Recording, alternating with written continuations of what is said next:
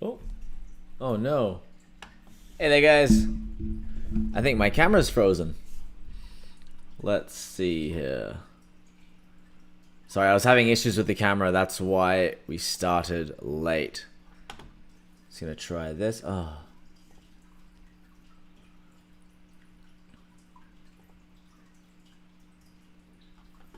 There we go. Alright. Okay.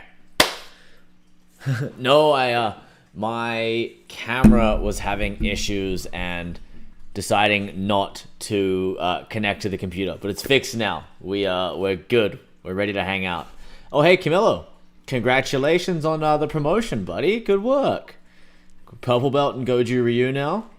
Joshua, what's up? Alicia, how's it going? Always good to see you. Dr. Jones, hey, bud. Yeah, right? Alicia was just waiting in the wing for us to get started here. Oh. Sorry, a bit of a rush tonight as well. I only got home about 10 minutes ago, so I was hoping there'd be no issues getting set up, and then my camera decided not to work, so that's why we had a bit of a delay. Hey, Zell. How's it going, bud? My nose is itchy. There we go. So, we have a couple of videos that we're going to watch on today's stream as well. I did, Camillo. I enjoyed watching them. They're a little bit different to what I'm used to, but I had a good time watching them for sure. Hey, Dr. Jones. Thanks, man. Yeah, I decided that we should probably start looking a little bit more professional. Seeing as how this is becoming a regular thing these days, I figured we should make it look a little bit cleaner, you know? Ooh, that sounds pretty good, Zell. I haven't done any in a while with Cobra Kai because I started watching the show, so I didn't want to like ruin too many of the other fights. And then they're really hard to get done because I did one or two of them and they got copyright blocked, unfortunately. Yes, Alicia, hot Cheetos. I've never had hot Cheetos before. Yeah, bud, make yourself a regular like Camillo and Zell and Alicia here. I know, we haven't even scratched the surface of Sammo Hung videos yet. We have so many to do. Maybe that's tomorrow one. What do you guys think of Sammo Hung and Wu Jing, and I think it's called Fatal Move? Have you guys seen that one?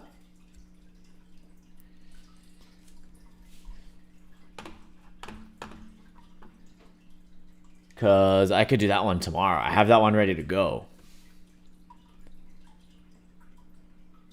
No, I'm Australian, but I've been here for 10 years now. So I've been in Canada for 10 years, but I'm Australian. But my accent is pretty English because my my mom was English, so. You know what, Joshua? We haven't actually gotten to any Jean-Claude Van Damme yet either. I know. Is there a particular scene that you would like? I have like... Oh, it's all good, man. It's all good. I have like this many pages of requests here, plus my folder, which you guys have seen, full of videos, which I haven't been able to get to yet. But I haven't really got any Jean-Claude Van Damme requests. Is there a particular one that you would like? I was going to do the Shang-Chi bus fight scene this week. Yujido versus Motobe? Is that from Baki? Camillo, is that from Baki? Yeah, Bass Thumper. Hey, man, it's fun, though. I enjoy doing these.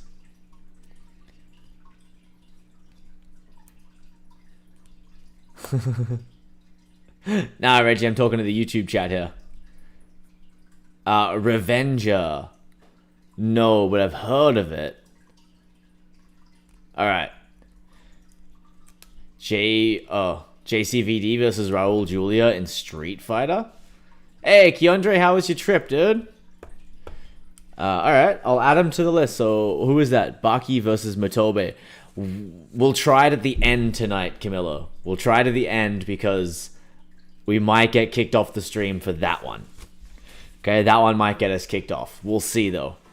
Thanks, Bass Thumper. Glad you're enjoying it, man. I have a great time watching them with you guys. So, I always look forward to you guys' requests because you guys know what's up. So I'm happy to check them out. Yeah, man, I don't know. I can't be bothered doing it on Twitch. All my fans are here on YouTube, so I just do it on YouTube here because that's where you guys are. Hey, Mike, party on, bud. But yeah, Keandre, tell us about your trip, dude. Oh, all right, Revenger. Any particular scene there, Dr. Jones? From that one there, any particular scene? Sorry, my camera's up really high, and then my little notebook is down low here.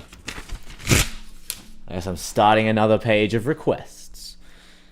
You know what? I think Bruce Khan, Revenger, and JCVD Kickboxer.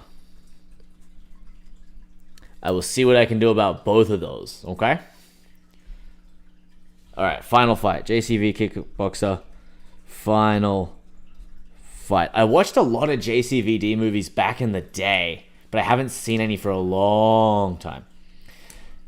Joshua, I've been... Oh, hey! Eddie, how you doing, bud? Long time no see. I teach Muay Thai and Brazilian Jiu-Jitsu. I've done Muay Thai for about 15 years now. I've done Jiu-Jitsu for 8, and before that, I did Shotokan and Kyokushin Karate for about 10 years. Have a second degree black belt in Shotokan and a black belt in Kyokushin. I don't know about that one, Mike. Bobby Hill versus Cell. That one sounds like a on my own time kind of a one.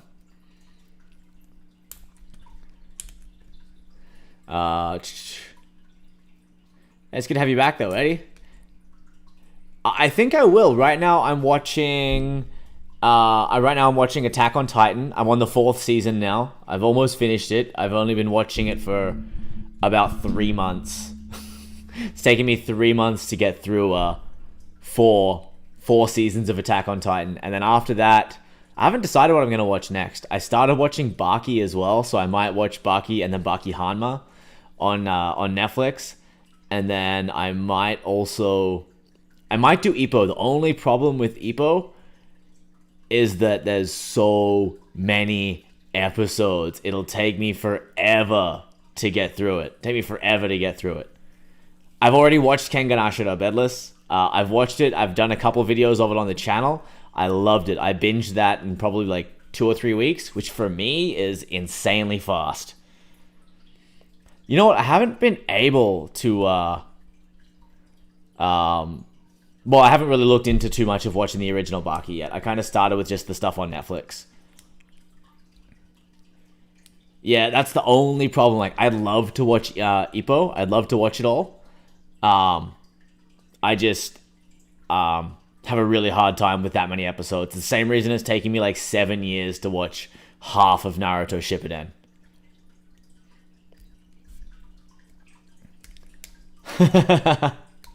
You calling me crazy, Zell? Yeah, I really liked Kengan Ashura. I really liked Kengan Ashura because of how realistic some of the fights are. Like obviously there's, your crazy anime stuff in there as well, like the guy who fights with his hair and stuff. But I really, really loved Naoya Okubo, the MMA guy. He was great. Chocolate was a really good movie. Joshua Bonfield, like in general or from like a particular show?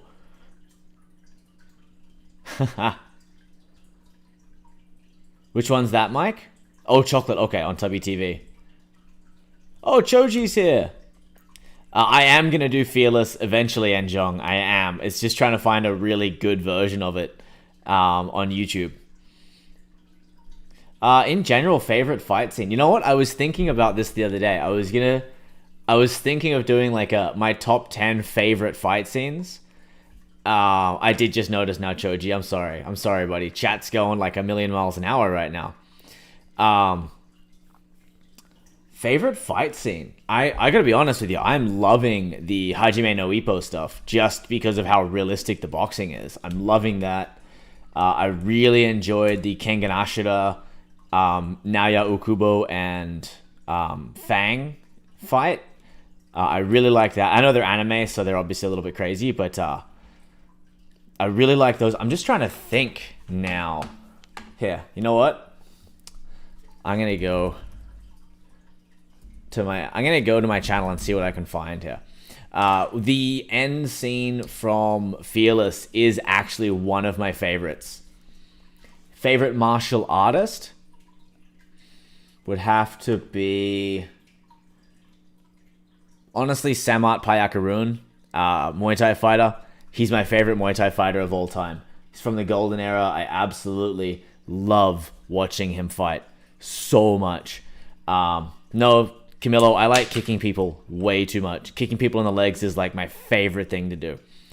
But as far as, like, if that's what you mean by martial artist, I would have to say Samart. I do know Sammo Hung. Not personally, but I know of Sammo Hung. Recent ones that we've watched? I know, right, Choji? That's it. That's all we're good for here. Food, fights, and fight suggestions. Ooh, greatest Thai fighter of all time. There's so many, but has to be between Samart and Saenchai. You know, just Saenchai is so dominant. And then there's Samart, who's just like one of my favorite fighters, so I have to go with him. Favorite Sammo Hung fight.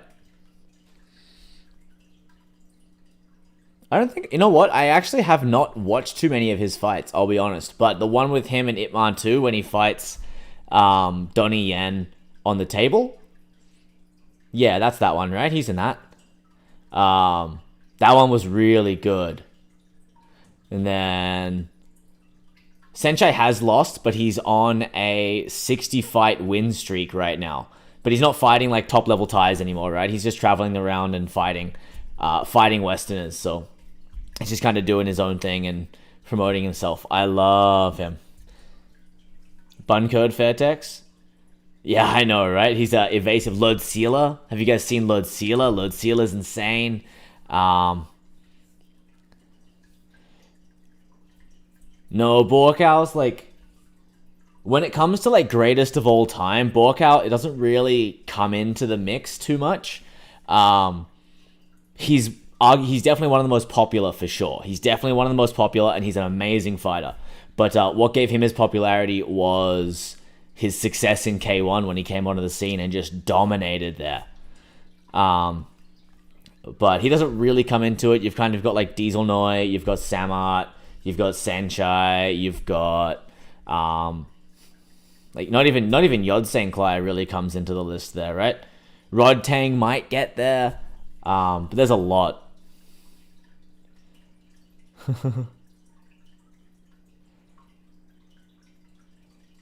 I used to watch a lot of the Death Battle vids, Joshua, actually. I used to like binge those things on YouTube. It was great. Yeah, his K1 stuff was definitely what gained him his popularity. I really liked Ip Man versus Twister, actually. That was really good. From Ip Man 2. I liked that. And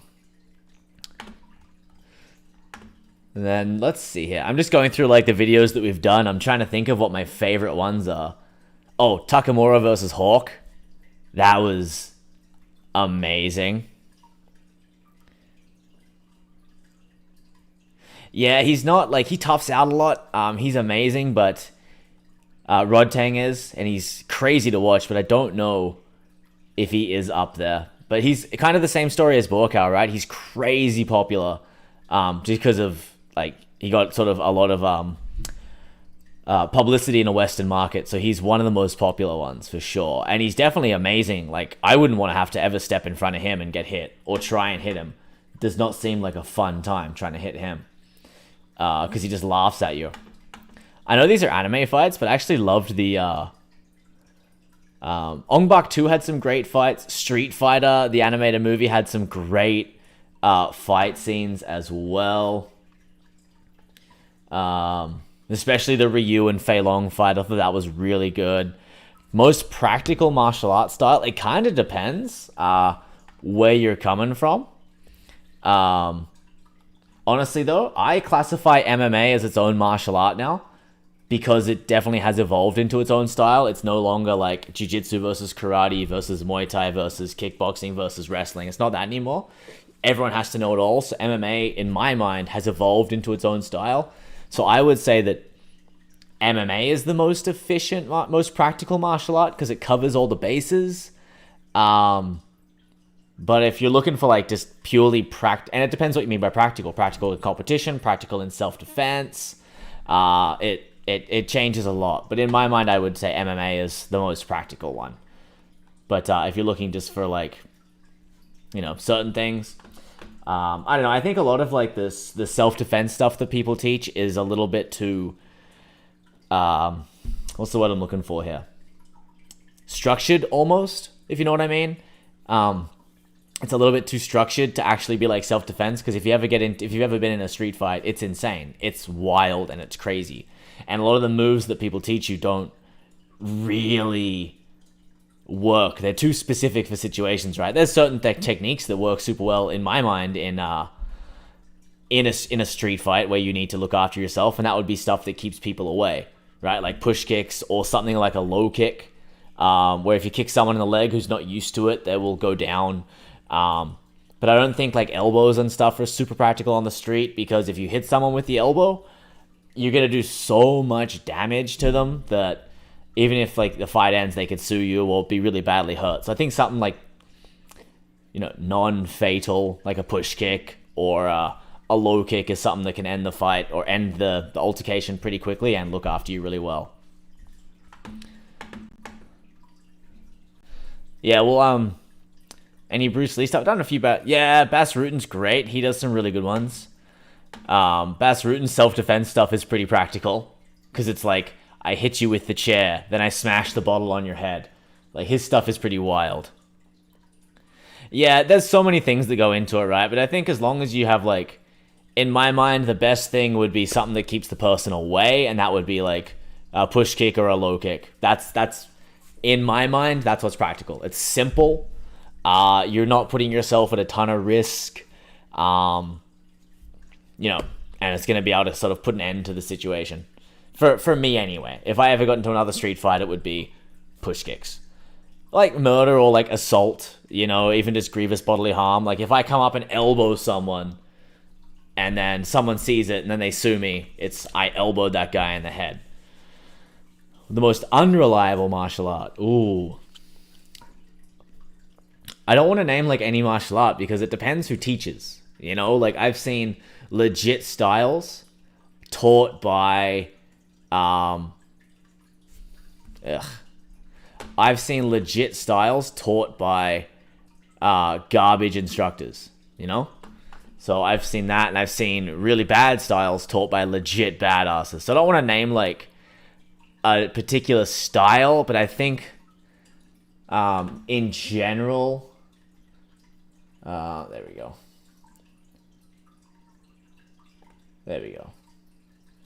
Boom. Okay, they're gone. That person is gone now. Most impractical stuff. Anything that's like super fancy to me, anyway. Just to me. So I'd say something like the like no touch stuff. Where they don't teach you any moves.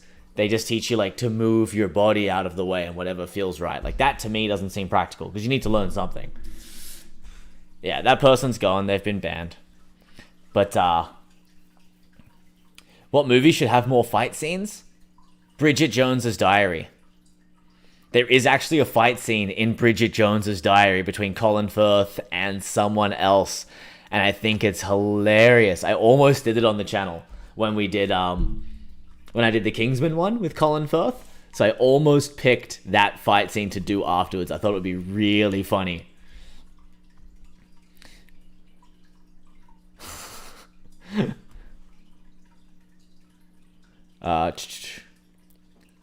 Krav Maga, Wing Chun, and Systema CP368.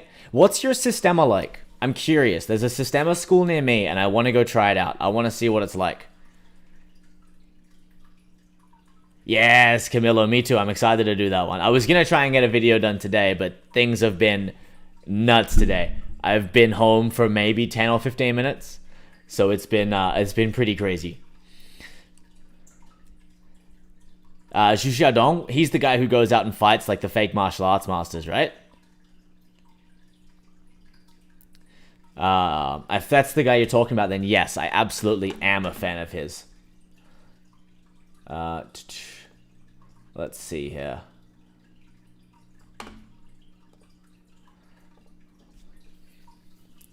Oh, okay.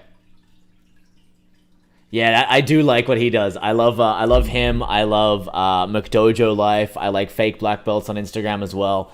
I think that kind of exposure for bullshido and people abusing their position of trust, saying that they're an instructor and then obviously having no skill set, or that one where that one judo instructor put a kid in a coma and actually the kid had to get taken off life support because the instructor just kept throwing him over and over and over again until the kid passed out. I think that sort of thing needs to be brought to people's attention because so many people get sucked into the fake stuff, unfortunately. Oh, that's so sad, Zell. I'd love to go to Okinawa. My first style was Shotokan, so Okinawan Karate, Master Gishin Funakoshi.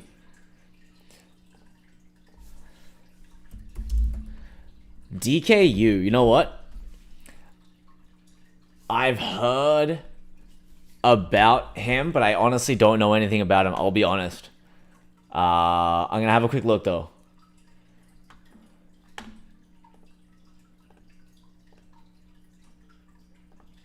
There we go. All right. We're going to see how this goes. Yeah, I've heard about that fight. Bradley Scott and DKU.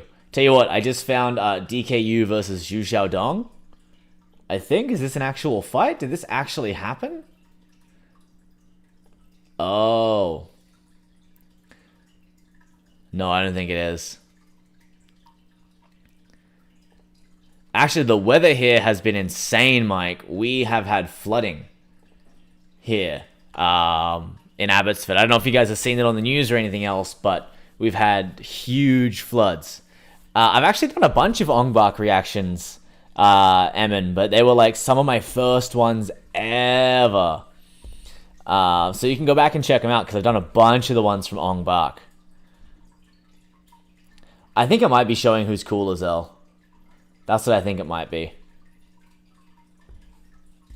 Yeah, I'm glad with that too. I think that the celebrity boxing trend will overall be good for boxing, or at least for I think it'll be good for mixed martial arts. I think because it really is bringing attention to the pay gap. That those guys do not make enough money for what they do, not what they're putting themselves through. So I think that it's definitely good, but I refuse to buy the pay-per-views to watch them anymore.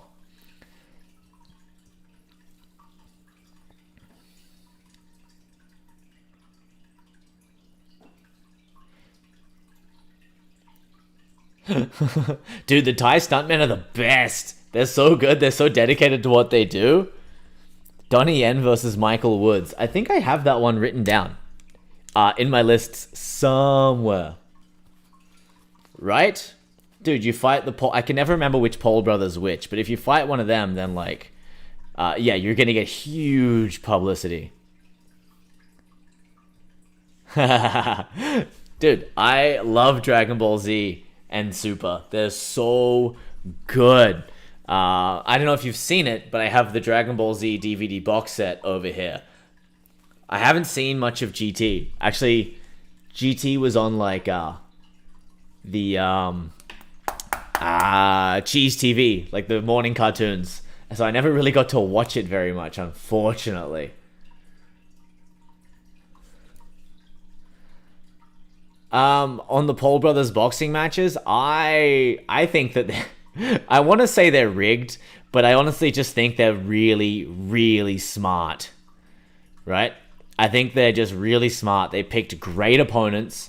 They picked Ben Askren, right? Who's not a boxer. He's a wrestler. They picked Tyrone Woodley, who's not a boxer. He's a wrestler. Floyd Mayweather, who doesn't give a shit. He just comes out here and just spars. He even said himself, who else can make $150 million in a fake fight? That is a quote from Floyd Mayweather at a press conference the next day. I didn't mind GT. I didn't mind GT at all, to be honest. I did like it. Pompara, Parabom, Parabens. Yeah, dude, they're the way they pick their opponents is so good. Like, it really is. I mean, you don't get to where those guys are by not being smart. They are really smart guys.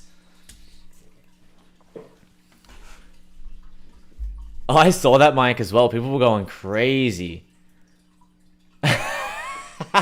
Josh, yeah, buddy. Cheese TV, that was the shit back in the day. I loved that. I grew up on Cheese TV.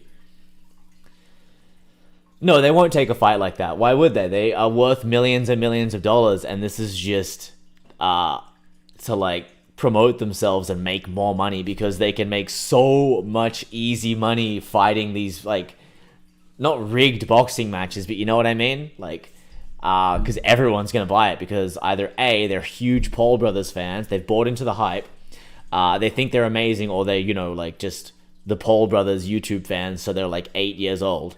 Or they want to see the Paul Brothers get knocked out. So everybody is going to try and watch these things.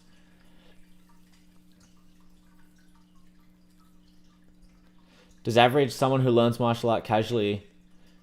I think you have a better chance of looking after yourself, Ken. Like, if you know some stuff, I think you definitely have a better chance of looking after yourself. I'm not going to say, like, because you train, you're going to be totally fine. But if you know a few things, then you know, you definitely have a better chance of looking after yourself, but it's super situational. Street stuff is terrifying. I've been in one street fight in my life, and it was the scariest thing ever. It's going pretty well, Camilla. We've got a little bit of money coming in. I think a few people are waiting till the end. Yeah, I think if they train for a long time, I think whoever the little one is, I think he could be okay. But, you know, they just... Why would you train that hard for it? Just do... They're not getting tested. Just do steroids, look huge, and throw a couple punches. Make $100 million. It's easy. Yeah, so I am doing No Shave November. So I am growing out my hair, growing out my beard for the month of November, which is nothing really different. I normally grow out my hair and beard anyway. But at the end of this week, I'm going to be shaving it all off, and we're trying to raise some funds for the National Foundation for Cancer Research. A really good friend of mine is going through breast cancer, a battle with breast cancer right now. So she's going through chemotherapy. I've known her for about 10 years now. She's a nurse. She is the front line, like, through all the COVID lockdown stuff. She is, like, the head of our local hospital. So she's been right at the forefront of it all, and she got really, really, really sick. So we're trying to raise some funds for her. I'm going to see if I can throw a link in the chat here. If you guys would like to donate, I will stick a link in the chat here if I can.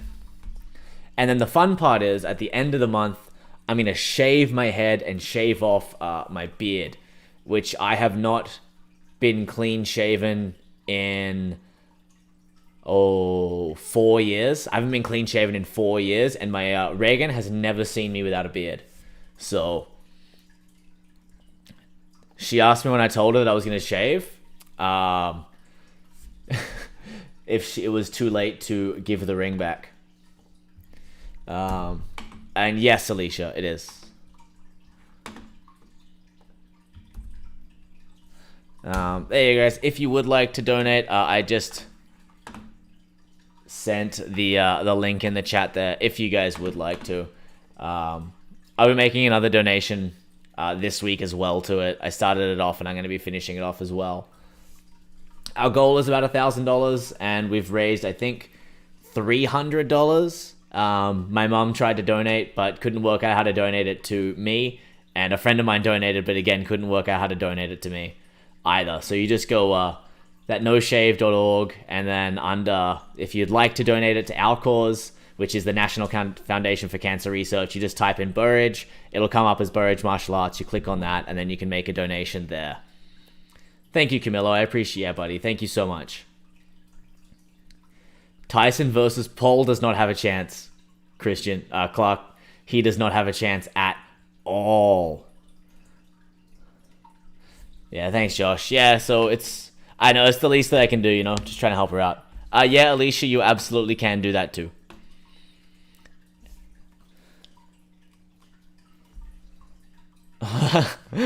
Dr. Jones, Paul Brothers, Juice to the Gills versus Fedor. Fedor wins. 100%.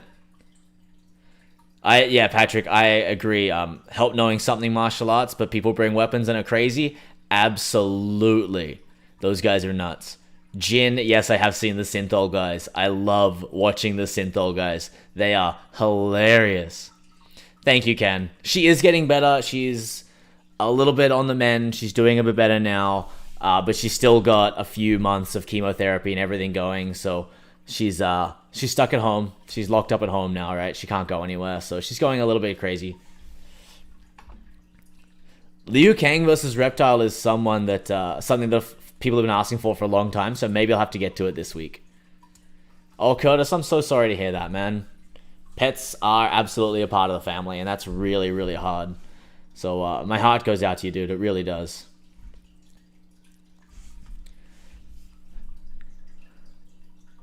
No, All Gamers Forever. I actually haven't. I know, I'm terrible. The whole reason I started this channel was so that I would make time to watch these movies. And so I would make time to watch these movies. And so it has helped doing these things. I've seen a lot of fight scenes that I wouldn't normally get to watch, but I still haven't actually sat down to watch many movies. I normally watch like one movie a week. That's kind of my max is one movie a week.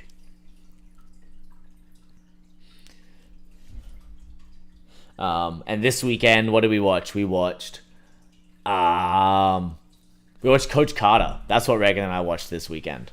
Because she's not big into the martial arts movies, and I normally only watch full movies with her. But hey, we've been doing a lot of Jet Li lately, so maybe some Once Upon a Time in China is like the way to go. Donnie Yen fought Jet Li. Did he fight him in Once Upon a Time in China? Oh, I was thinking Jackie Chan and Jet Li. My bad. You're an actor, Keandre?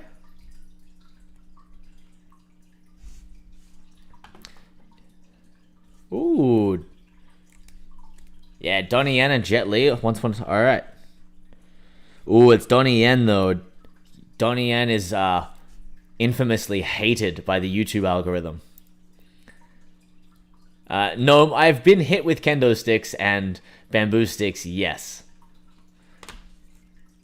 Terrence Matthews, Gary Daniels. Hey, if it's Stone Cold Steve Austin, I definitely have to add it to the list. Stone Cold versus Gary Matthews? Was that what I read? Gary Daniels. In Hunt to Kill. I've got it on the list. I can't keep up with you guys. Alright, that one there I could definitely check out. Well, good luck with that, Keandre. Yeah, Jen, I have actually. We did Kingsman... the second one? I think? We did the church fight scene. Whether it was the first or the second one, now I can't remember.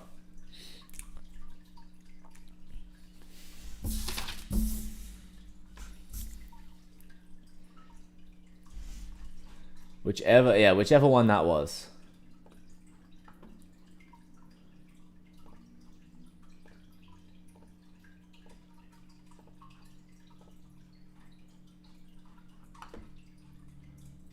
There you go. Yeah, Kenshin, Kenichi, History's Greatest Disciple is on the list as well, right? Kenichi versus Odin. Damage with Stone Cold. Oh, thanks, Team All Games. I appreciate that, man. I'm glad you're enjoying it. I think I watched Mission Impossible Fallout. But I'll add it to the list. Mission Impossible Fallout Bathroom. Actually, what's the one? I think it's Tom Cruise. It might be like Jack Reacher. He has that fight scene outside of the bar, and I think that might be the single most realistic fight scene I've ever seen in a movie.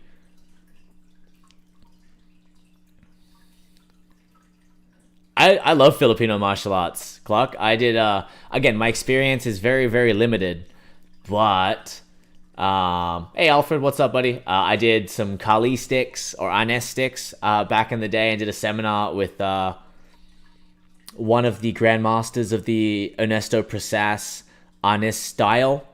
And I can't remember his name now, though. It would have been 16 years ago, and I loved it. It was so much fun. I haven't done the one where like you fight with the sticks, though. I haven't done that. That's insane to me.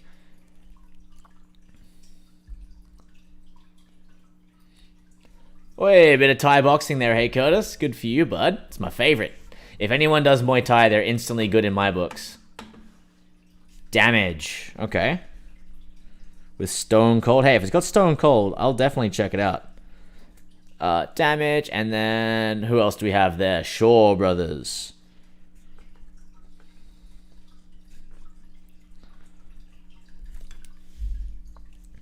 I'm from the Gold Coast, Alicia.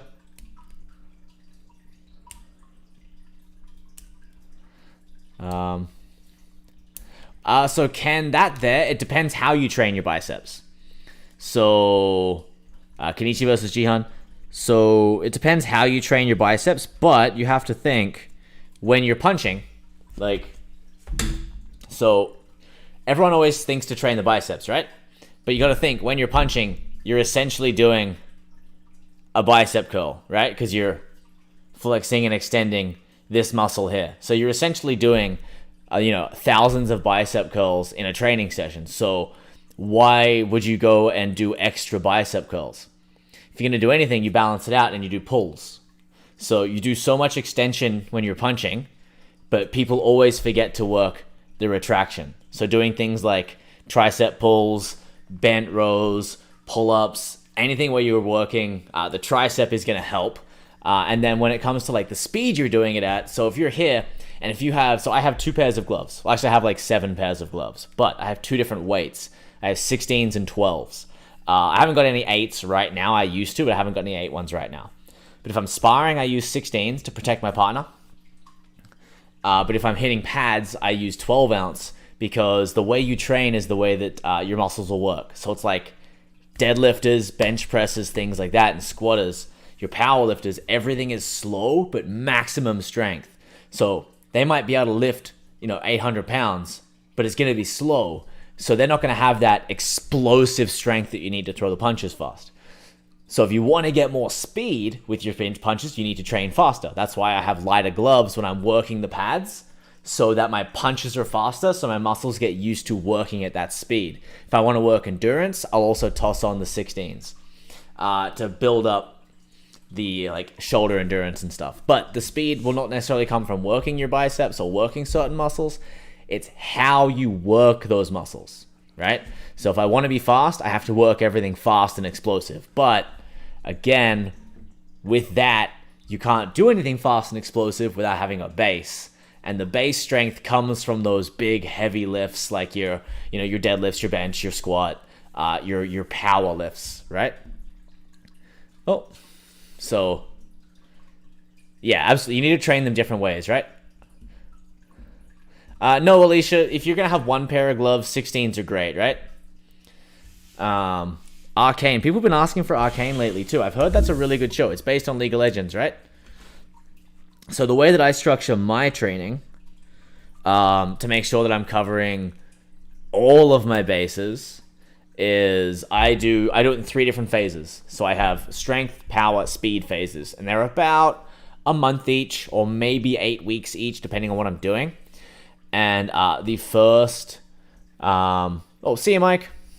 Have a good night, buddy. Yeah, so I do strength first. So I do like my big lifts, I do my deadlifts, I do my squats, my RDLs.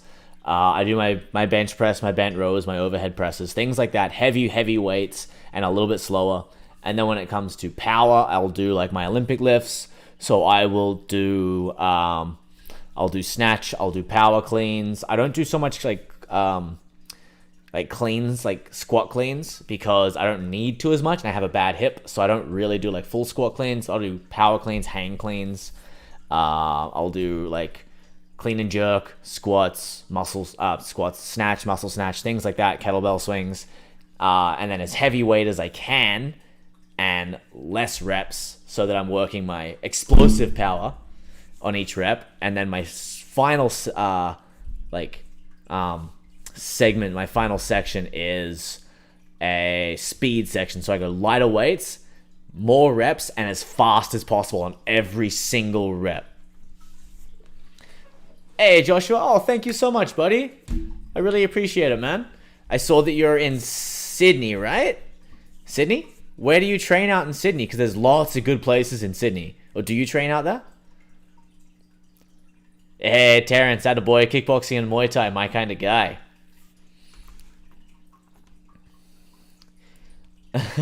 Yeah, Jin, that'll keep you fit for sure. Karate Kid, Jackie Chan versus Bullies. Okay.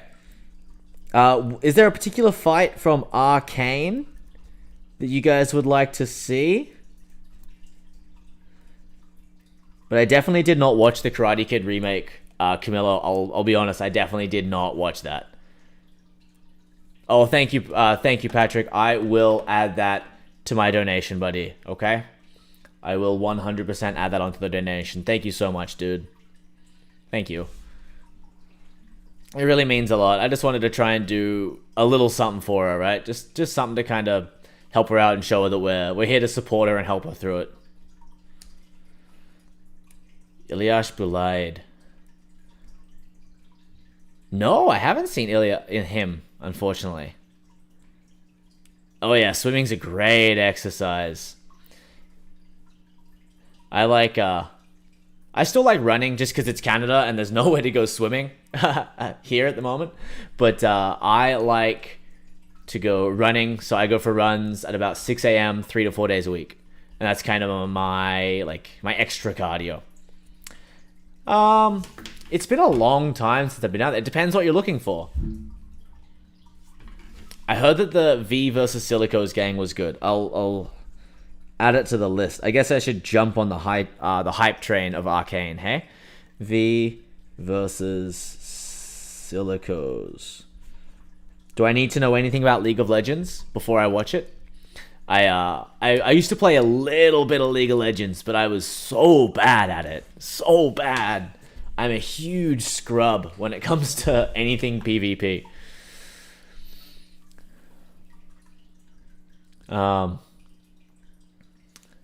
So Josh, it depends what you want to train, dude. If you want like Muay Thai or BJJ or anything like that.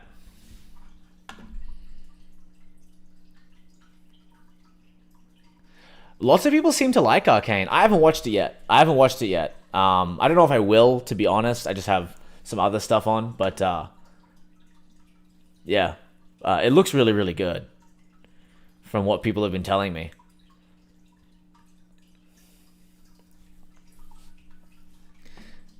Nice, Patrick. That's a good way to go about it. I normally split mine, so I do Monday, I go for a run first thing, then I teach, and then I train. So I go for a run at 6, home at 7, walk the dog, 7 to 8, teach from like 8:30 till 10, sometimes till 11, and then I'll train for an hour and a half, come home, eat, teach from 3:30 till 7:30, and then I'll try and train from 7:30 till 8:30 or 9.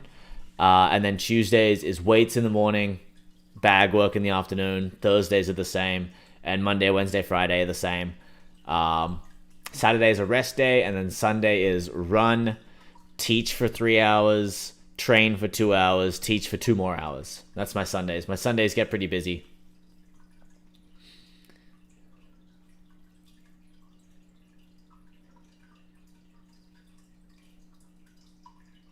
Yeah, I don't know. I'm not a massive League of Legends fan, so it's not really like on my radar too much. But I've heard that it's really good. You know what, Tom Chan? I was gonna watch that fight, but I have not had a chance to sit down and watch it. I think I saw the KO highlight knockout. I think I saw that. I remember that he won. I remember seeing that he won. but I didn't watch the fight yet, unfortunately. But that's what I was expecting from Alex Pereira, especially if you take like a striker of that level and toss him in at the lower levels of like the UFC there. He's going to start rising to the top pretty quick, but I think I don't know if he'll go as far as Adesanya, even though he did KO Adesanya. I don't think he'll go that far. I think he'll middle out around maybe top... I think he'll maybe make the top 10, but hopefully time proves me wrong, because I'd love to see him go far. Oh, see ya, Jin. Have a good one, man.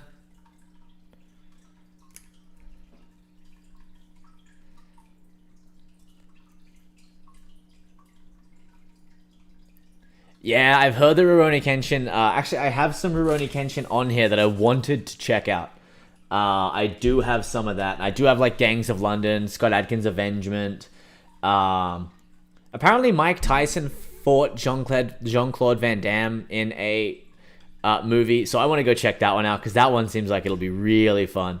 But Rurouni Kenshin is one that even like friends of mine from here are telling me like, you need to watch that. It's so good.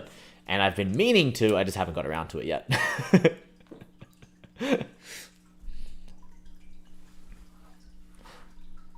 I know, Zell. I'm sorry, buddy. They are on the list. I tell you they are, and I do want to get to them. I just have not had a chance to yet. Like I said, normally when I sit down to watch a movie, it's with Reagan, and she's not the biggest martial arts movie fan. So we'll generally watch something else, but this is my chance to pick the movie. So maybe we'll watch Rurouni Kenshin. A good Muay Thai gym in Sydney. Let's see. I'm gonna see who's around there now. I mean, Sydney's huge, so it kind of depends where you are as well, right? I haven't tried it, but Vasily Lomachenko's dad pulled him out of boxing and made him do Eastern European dancing or Ukrainian dancing for a bunch of years. And that to help with his footwork.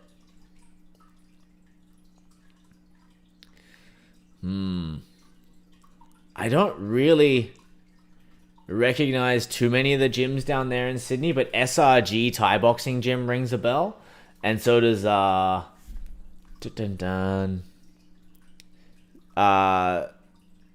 Muay Thai. I'm probably pronouncing it wrong, but those two there ring a bell. JNS Muay Thai gym rings a bell. Again, I haven't been home in like 12 years, so I could be wrong on those ones, but SRG Muay Thai, JNS Muay Thai, or Sitsuthon Muay Thai sound really good. From what I remember from back home, I'm pretty sure I remember seeing them on fights. Muay Baran is beautiful. Oh, actually, I have Samurai Champloo on my computer. That's another one that I keep meaning to watch as well.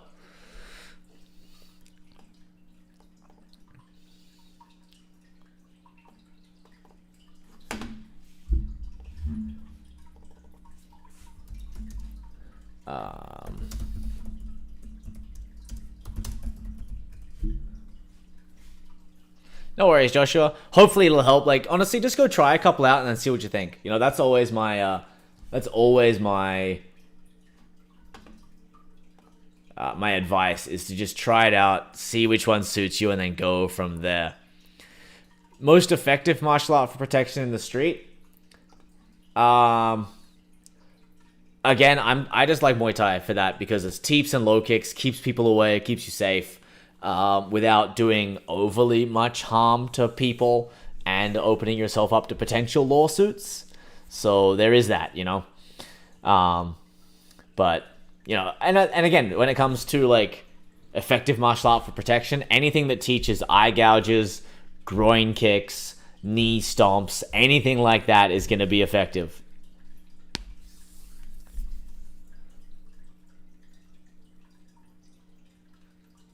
Hey, Ken Wong, I'm 30. Dude, you're never too old. I have a guy who's 54 who just started training. I have a lady who's 67 who does private lessons with me. You're never too old. Yeah, a friend of mine used to work, my old karate instructor, he didn't even like, do Muay Thai or anything like that. He had a decent kick, but it wasn't anything insane. But my old karate instructor kicked a guy in the leg one time when he was working security, and the guy couldn't stand up. So, like, 100%, a good low kick will drop the average person. Even, like, someone who's trained 2, 3, 4 low kicks, you're limping. You're having a hard time. I haven't honestly trained with Wing Chun, Josh. So I don't want to speak to it because I haven't trained with Wing Chun. But for me, yeah, Zell, I got that one, buddy. I got that one. Yeah, right. Anything that like stomps knees and disables the opponent quickly and simply are the ones that are effective in my mind, right? How many kicks can I take from Edson Barboza? I've never been kicked by Edson Barboza. I would love to, though. I think it'd be fun just to see how hard those guys kick. Right? Dude, how good was the Glover Teixeira fight? How good was that? Right? I was so impressed. I was so stoked to see Glover win that. I was so happy.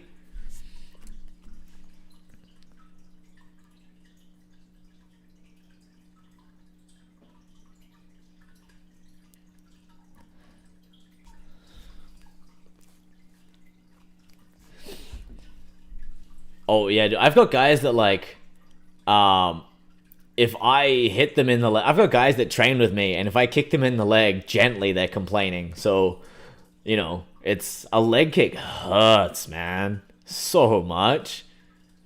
Exactly, Zell. Favorite martial arts movie? You know what? Honestly, I think my favorite martial arts movie has to be Ong Bak.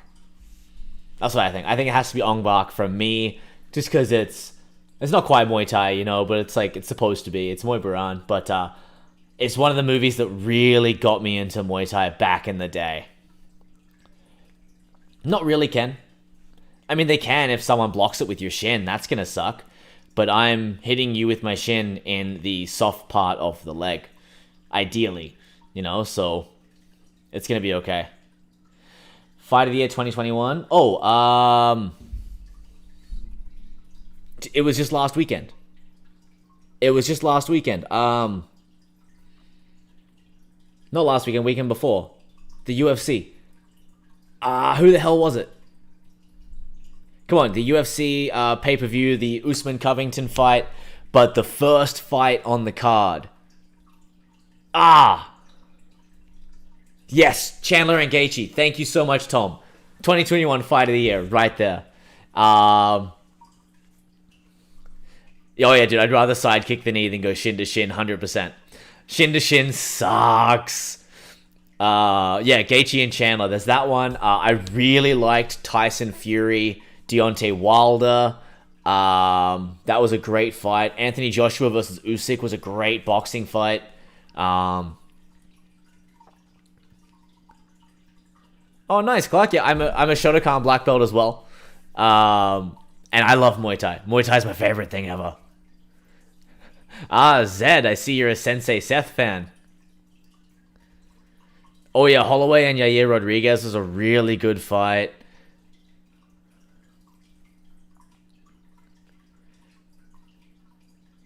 Yeah, Dr. Jones, those were crazy fights. But the thing is, most people, if you go to kick them in the leg, they don't think to block with their shin. Just because it hurts like anything. It hurts so much. But also, I feel like with my shin, if I kicked... me too, I watch... Hey, Ramsey Dewey watches this channel. Did you know that? There's your little bit of trivia for the day, I guess. Ramsey Dewey watches this channel, which I was very starstruck when he commented on one of the videos. It was amazing. Oh, I've never had much experience with Aikido, but judging by the Karate Nerd and the Martial Arts Journey guys video, I would say karate.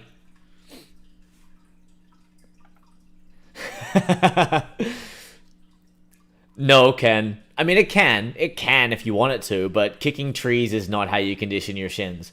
The best way to condition your shins is by kicking a boxing bag. Like, that's the best way. We do it sometimes with, like, the stick, but hitting pads and hitting the boxing bag is, like, the best things for sure.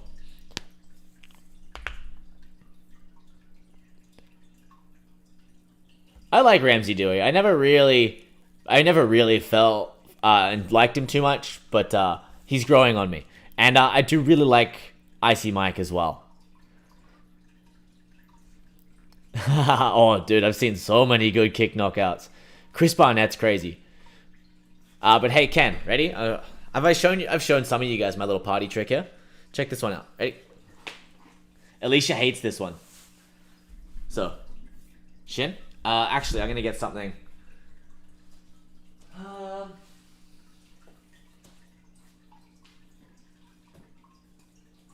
And I'm trying to find something that isn't my hand because it hurts my hand. But if I'm here, I have a little coaster. See? No, this isn't hard enough.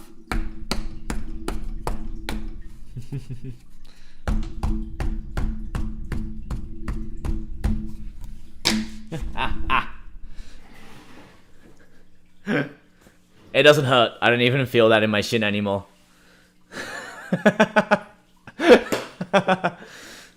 Yeah, I don't feel that in my shin at all anymore. It's just from kicking stuff. It's like kicking the bags. Yeah, it's not very fun for most people going shin on shin with me. But it still sucks. Like, I'll be honest with you. My shins are like that. Oh, Via, I'm so sorry to hear that your daughter was bullied, man. I'm so sorry to hear that.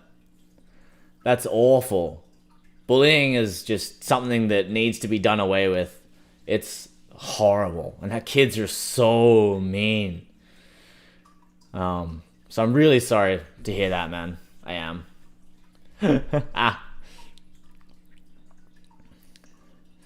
No, I actually feel bad for some of my students because I'll like kick them in the leg and I don't think I'm kicking very hard. I've actually had to start wearing shin pads no matter what in class because anytime I kick someone they get hurt, which is unfortunate. So they don't like it. So I've had to start wearing shin pads in class all the time now. Not really, Zed. Like, okay, so if you happen to block with the kick, it's okay. But the thing is, with the knee, it's a moving bone. So if they hit you in the wrong spot, up underneath, or anything else like that, and then it can dislocate your kneecap. So that's why blocking with your knee is a bad idea, because of the potential to dislocate your kneecap. Going shin to shin hurts like hell. But again, same thing though. Unless you get really unlucky, you're not gonna break your shin. It can happen. Obviously, it has. Anderson Silva, Chris Weidman, but it's less likely to break your shin than it is to dislocate your knee. So that's why you don't block with your knee, if you can help it. Yeah, honestly, I got into martial arts because I was bullied as a kid. Yeah, I was. So I have celiac disease, undiagnosed when I was a kid. So I was really unwell, very sick, overweight, malnourished, all sorts of things, right? Couldn't play sports because I was just so lethargic and I was overweight. I was not like a hugely overweight kid, but a chubby kid.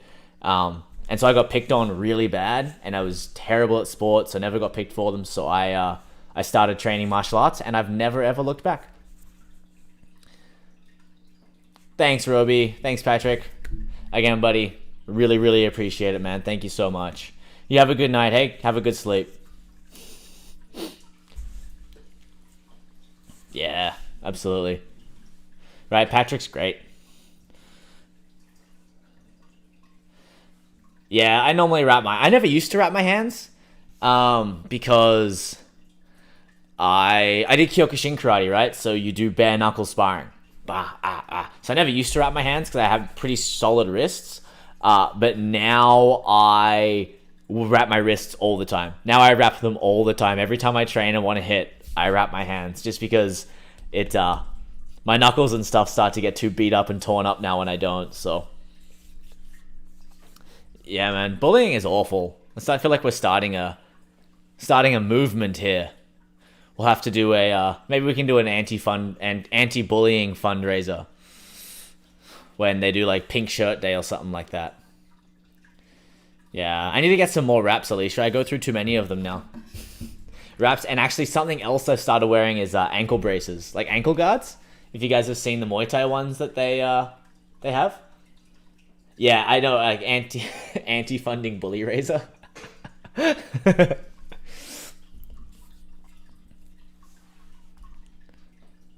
What, Choji? You? Oh, bud. I love my ankle guards. I can't train without them now. That's what I think. That's what martial arts is good for. That's actually one of the things that I absolutely love about Henna Gracie is his anti-bullying or his bully proofing that he does. So good. My favorite martial art, Josh, is Muay Thai. Hands down. I love Muay Thai. It's a beautiful sport. It's a beautiful art. It's violent, which is perfect, but there's so much culture that goes into it. There's so much like camaraderie and friendship and helping each other get better. It's my favorite. I love it, and it's so chill as well for such a violent sport. It's very, very chill. There's a saying in Muay Thai, and it's sabai sabai or no Muay Thai, or no sabai sabai no Muay Thai. And sabai sabai is like a Thai saying for calm down, relax, chill, have fun. So I love that about it, just because it's laid back, and also like it changed my life, getting into Muay Thai and karate and things like that. So that's why it's my favorite martial art. It has a very special place in my heart. I used to do katas, Thomas. I used to do katas. I actually used to compete in kata. I had the same sort of story there, CP368. I got into one fight in high school in like grade 11, and this one guy tried to run at me and grab my collars. I don't know what he wanted to do, but he ran at me with the collars. So I stepped into it, threw him to the floor, grabbed him by the scruff, went, and then just gave him a little slap across the face and then walked away. And no one in school ever bullied me ever again at that point. They never tried to fight me again. They would be mean and, say nasty things, but no one would ever try and fight me again. I forget where I was going to say with this. But yeah, Thomas, I used to compete in kata, and I was actually the Australian kata champion at one point for the ISKA. I actually won an Australian title in kata for the kata Empi in Shotokan. Oh, the Y Crew, Vijay, the Y Crew. Kyuktu Ki? No, I have not heard of Kyuktu Ki, unfortunately. There's so many martial arts out there with their own names that are harder to keep track of these days.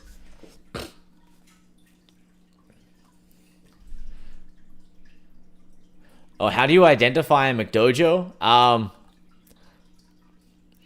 If the instructor uses really big scientific-y sounding words, that's normally a pretty good sign of them. If the instructor tells you you're not allowed to go train anywhere else or cross-train or look at any styles, that's generally a sign of a McDojo.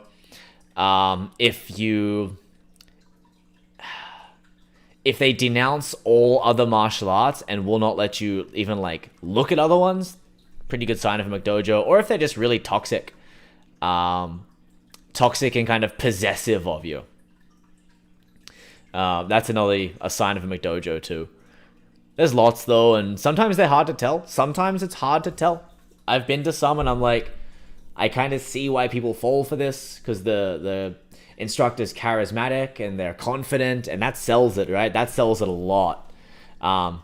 So they can be hard to tell. Another good one is if they don't do competition, or they only compete against each other.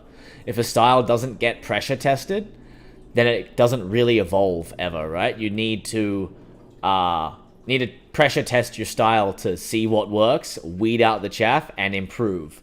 So for me, I always look for styles that compete. But again, then that makes it like a sport martial art, but that's what I love. I love Jiu-Jitsu and Muay Thai. They're both sports, but they're both super effective because of the competition testing. You are fighting people all the time who are also training to fight you. Yes, within a particular set of rules, so you are a bit limited.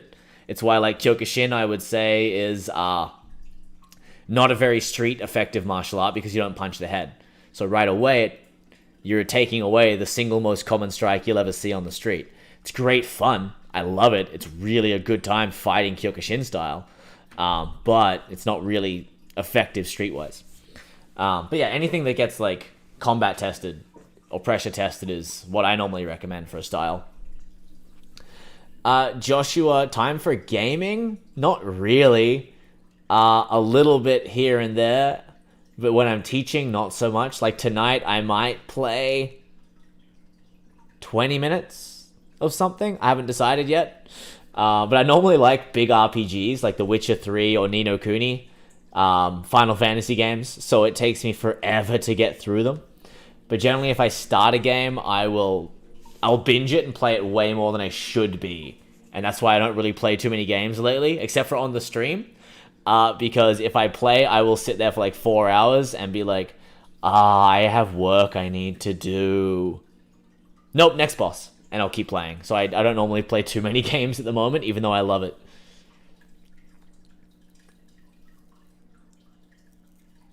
What Pokemon did I forget? Choji?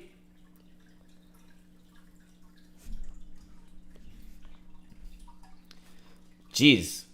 CP38368. That is terrifying, dude. A fight to the death? Korean kickboxing? Oh, the Kyoktu Ki? Sorry, I got a bit sidetracked there and lost control of the chat for a minute. All Gamers Forever. I have watched the Ali Frazier fight with my dad about 20 years ago. Oh, that makes me feel old saying that. So I don't really remember it, but I have watched it, but I couldn't tell you much about it. It was a long time ago. I've seen some Penchak Salat, yes, but not a whole lot. Again, most of my experience with Penchak Salat is in the movies. There's nowhere that teaches Salat near me, though, and I really want to go try it out. Oh, I was going to say, on Thursday, because we do play the video games on stream on Thursday, do you guys want to play some more Sleeping Dogs, or should we go with Devil May Cry 5? What do you guys think? Dude, that's awful, man. That's terrifying. I'm glad you got out of that situation and made the right decision and called the cops. Yeah, McDojo Life has a great video on how to spot McDojos as well.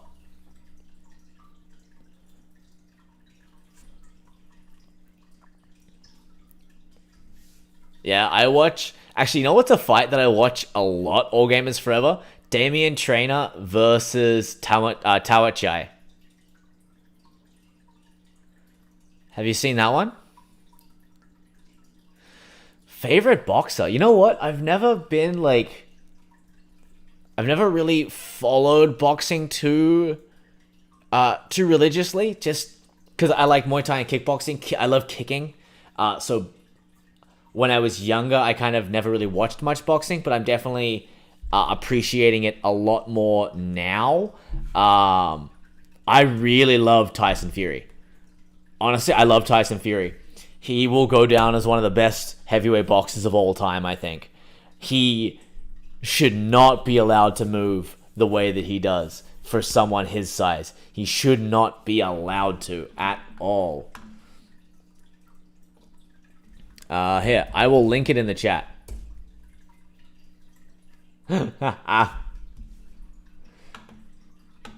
So we have a couple people saying Sleeping Dogs. I'm good to keep playing Sleeping Dogs. I mean, we do kind of have to finish it, you know? There we go. I typed in D into YouTube, and it right away brought up the suggestion Damian Trainer versus Tawachai. I'm pretty sure that we've watched this in the live streams before. But,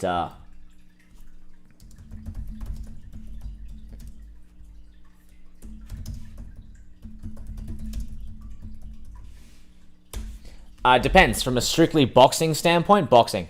Red Hood, absolutely boxing. MMA striking is garbage. It's so bad.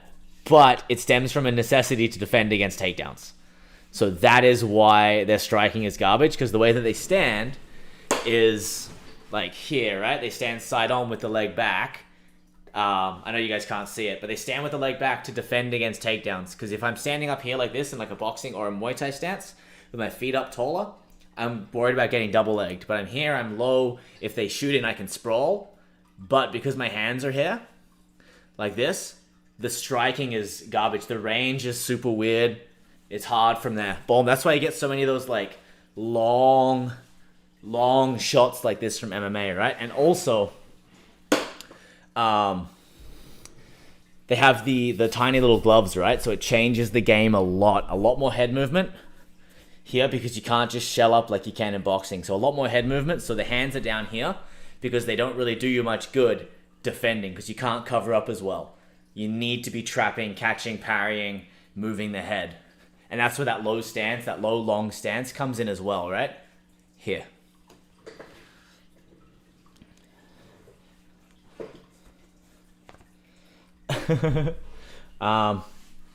Yeah, dude, watch it. It's a crazy fight. It's such a good fight, all gamers. It's amazing, and it leads to a really great Muay Thai fights like playlist as well. So if you want to check out, Damian Trainer is one of my favorite fighters to watch. When I spar and stuff, I try and emulate him a lot. But Samart is the one I normally try. So Samart's normally the one I try and like emulate. Like I'm here and I'm throwing shots and I'm staying back and I'm throwing the teep and stuff like that. But when I get in close, I try and imitate Damian Trainer because I love his body shot low kick. It's so pretty. Proactive defense, Zed. So like push kicks and low kicks before they can get close to you. If you have to do this in a fight, on the street, you're in trouble, right? Unless you're coming here and then grabbing a clinch or something like that, you're in for a rough time. Lethwei fighters are insane because they headbutt, but I don't think the skill level is as high as Muay Thai. I don't think so. I've watched a bunch of high-level Lethwei fighters, and I've watched a bunch of obviously a lot of high-level Muay Thai fights, and I just don't think the skill ceiling is as high in Lethwei as it is in Muay Thai. But lots of people will try and take you down in a street fight, right? They'll tackle you to the ground. So that standing up tall, I mean, boxing, you're still kind of side on, so you're still defending the leg, but that like hands here might be tough. You know, it depends on what they try and do. If they want to try and punch you, this is good. If they try and tackle you, the MMA hands down stance is good. But generally, the first thing anyone will do in a fight is right hand, back, and swing. They'll come in with the haymaker. That's the biggest thing they do. So if you just cover up, boom, like that, and get in close, throw an elbow down the middle or grab a knee, you should be okay. Yeah, covering up is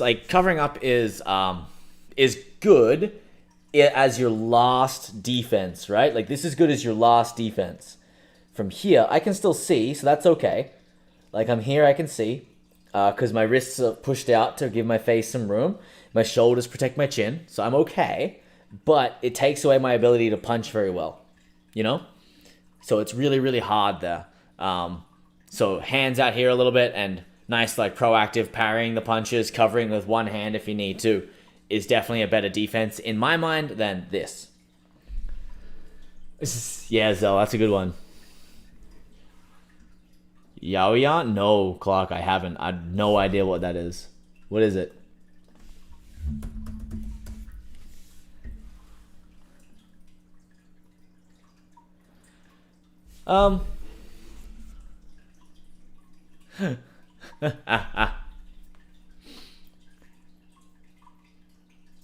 Filipino martial art and dance of death.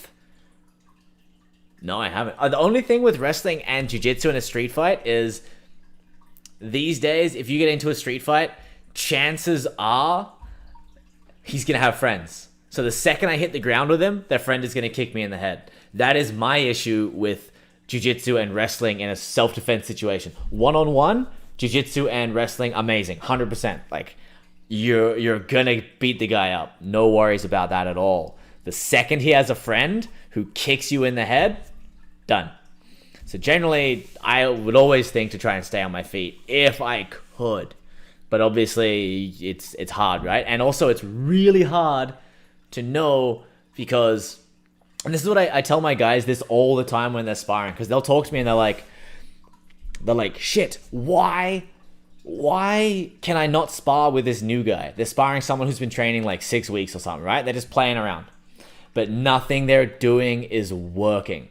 Nothing they're doing is working. And they come up to me afterwards and they're like, why? Why does nothing work? Why can't I do anything? Why can't I land stuff?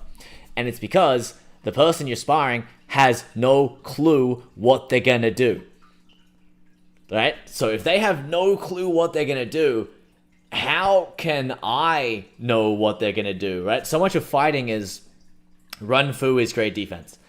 So much of fighting at the higher levels is setups, right? So I'm throwing a kick. I'm seeing how you defend. I go, okay, I throw it again, see how you defend. Cool. Then I take advantage of that. That's what fighting is at a high level. However, if I throw a kick and I'm expecting you to check and you do some other crazy thing that I'm not expecting, it's going to throw me off, right? So when it comes to like street fight things, they have no clue what they're going to do. Most people you run into who want to fight you on the street have no clue what they do at all, because anyone who is trained fighting generally doesn't want to go fight on the streets because it's ridiculous, right? So they have no clue what they're going to do. So it is impossible for me to know how the whole situation's going to go down, because they don't know how it's going to go down at all. I can try to control the situation, and in that situation, that's my job, is to just try and control it, diffuse it. But absolutely, Josh, I do 100%. I plan out. Well, I don't plan out the whole fight, but I will. Yeah, Zell, exactly it. You have no clue what's going to happen. And they don't know what they're doing. So you can't plan for what they're going to do, because you're going to do something and they're going to give you the completely crazy, weird, wild reaction that you would never expect a sane person to do. But that's because they're not sane at the moment. But yeah, Josh, so I plan out my stuff. So when I'm fighting, what I'll do is people, when you start fighting them and they're getting better, really have good defense. People are hard to hit. Right? Frank Dukes is not legit, Red Hood. He's kind of been proven to not be legit. Last I read, anyway. I forget where I was.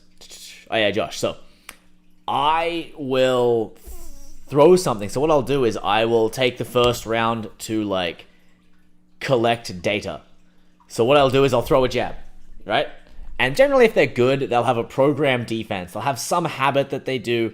They like to deal with the jab. I throw the jab and they parry it. Okay, cool. I throw it again. I see what they do. They parry it.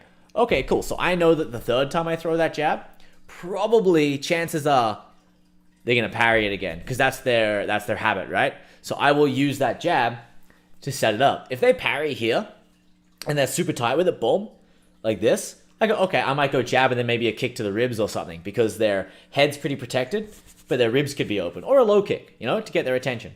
But if I throw the jab and they do something like this to parry it down, I go, okay, I fake the jab and then throw a hook instead. Because if they do this, it means that this is going to be open. So I'm not like planning out my whole fight. I'll come in with like a game plan and be like, okay, this fight I'm going to teep him a lot, I'm going to keep him at distance, I'm going to keep him away, or I'm going to punish the legs with low kicks. But a lot of it is like collecting data and adapting on the fly. Dude, this is my thing. So I actually felt, I'll be honest with you guys, when I first started doing movie fight scenes, I felt super nervous about it, because movie fight scenes are nothing like actual fights. They are nothing like actual fights at all. Just because, everything is planned. Everything's choreographed, and they do these moves, and those moves generally would work in the situation, but they work because the director or the choreographer wants it to work and wants it to look cool. So there are no there's no like setup for techniques, right? It's just, this looks really good, we're gonna make this happen. So that's like when I'm watching fight scenes, and sometimes people complain, they're like, oh, I wanted this guy to break down the scene, and he just kind of goes, oh, that was cool. I'm like, that's because there's nothing to break down. There's not. It's just these actors doing the moves in the order that they've been told to do them. And yeah, they look cool, but generally most of the techniques that they do, they have no setup. There's no like, oh, I can see where this is going to go because of what they did. Like, if you guys have watched my Hajime no Ippo fights, I can call what the next shot will be, or at least have a good idea of what the next shot will be based on the animation. I know that, like, I just remember in the last one, Ippo versus Sendo. Sendo throws the uppercut. I'm like, yes, follow with the cross. Boom, the right hand followed through. I was like, yes, called it. Sweet. And that's because that's a realistic fight scene, right? That is one of those scenes where he threw the technique, and that is exactly what you'd follow up with. I never want to leave just the uppercut, because the uppercut's not a knockout. It's a setup to throw the cross, right? And judging by the reaction that the punch got, that was the most logical technique. So watching the Ippo fights, I get super hyped because I'm like, yes, this is realistic. I can judge this. I can talk about this. And I can talk about the setups and what's going on and the thinking behind what they're doing. But in most movie fights, they just do shit because it looks cool. And they're like, that'll do. All right. So you have no idea where the fight's going or what's going to happen, which is fun. Which is really, really fun. But it's hard to break down sometimes because things just happen because they happen, not for really any real reason.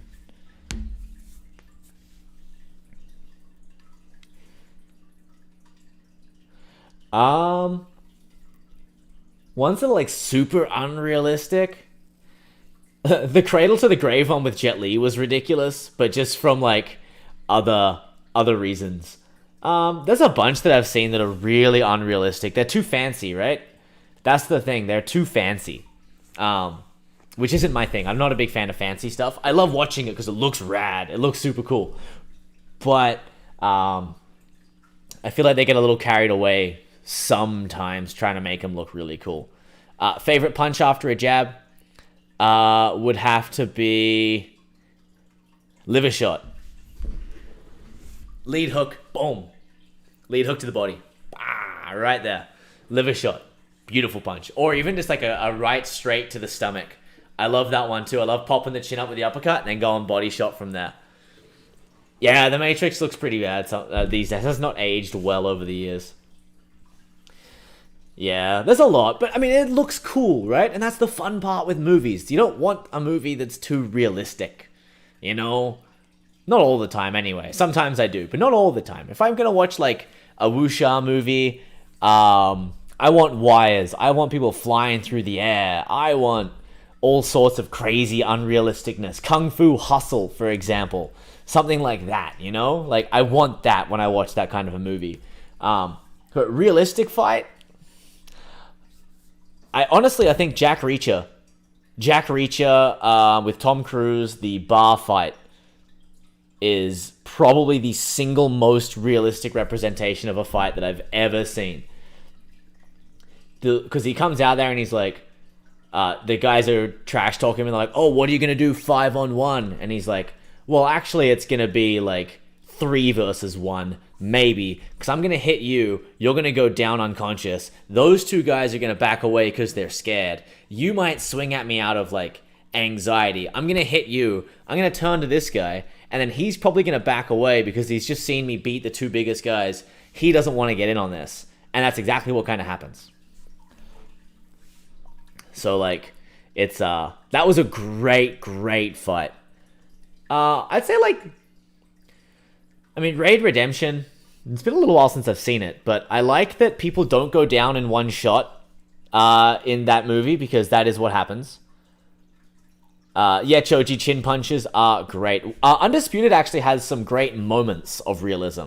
I wouldn't say the whole thing's very realistic, but it has great moments of realism. Absolutely.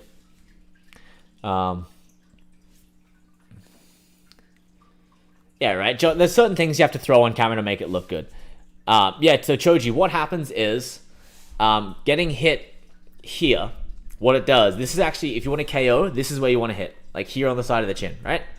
Because what it does is it turns the head, throws the brain around in the head, bruises the brain, concussion, knocks you unconscious. Right? That is what gets you a KO. Not getting hit here. Like, you can get hit in the front of the face all day. I mean, one of them might knock you out, but you can get hit here, okay, because your head is still, your neck muscles are holding it in place. If you have strong neck muscles, you get hit and your head doesn't rattle around. It's the hit, boom, that ends up knocking you out, right? So it's that head whipping around, not necessarily the impact itself. So here, back of the jaw and the temple are really, really good places. But generally the chin, there, and it's done. It's pretty much over. The neck muscles can help hold it there, but if you get a good clean shot, it's lights out for most people most of the time. But, alright, so I did say that we're going to watch some videos. Do you guys want to check out some videos with me today? Dude, fighting is my life. I love it. Fighting is so good. And the best part about it is it's just such a beautiful thing. I'm currently watching Baki, Red Hood. Yeah, that's the thing. It's not necessarily the hardest punch that knocks you out. It's not necessarily the hardest one. It is the one that you don't see coming that gets you.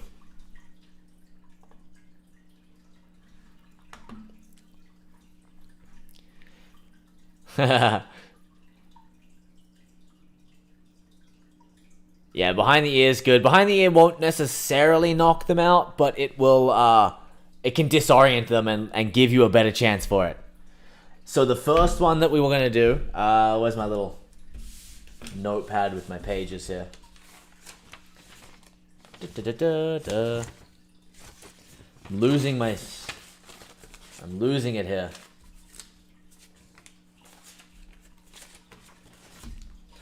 What? Did I just turn it over? Ah, there we go. Found it. I wouldn't aim for the heart, to be honest, Zed, just because it is protected by ribs, right? You can, like, there's, I forget the exact term for it, but it is the term for, like, shutting off the heart with a punch, but the precision and power that you need is just almost humanly impossible to, like, train to do, right? You can get unlucky.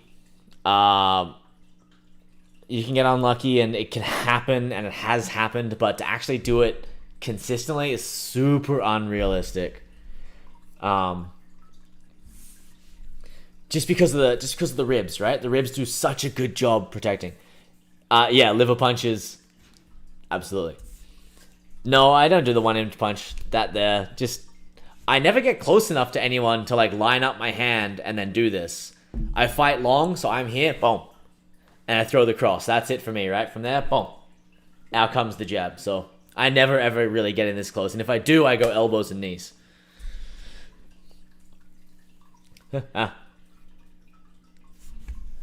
Yujido versus Shoban, Ron.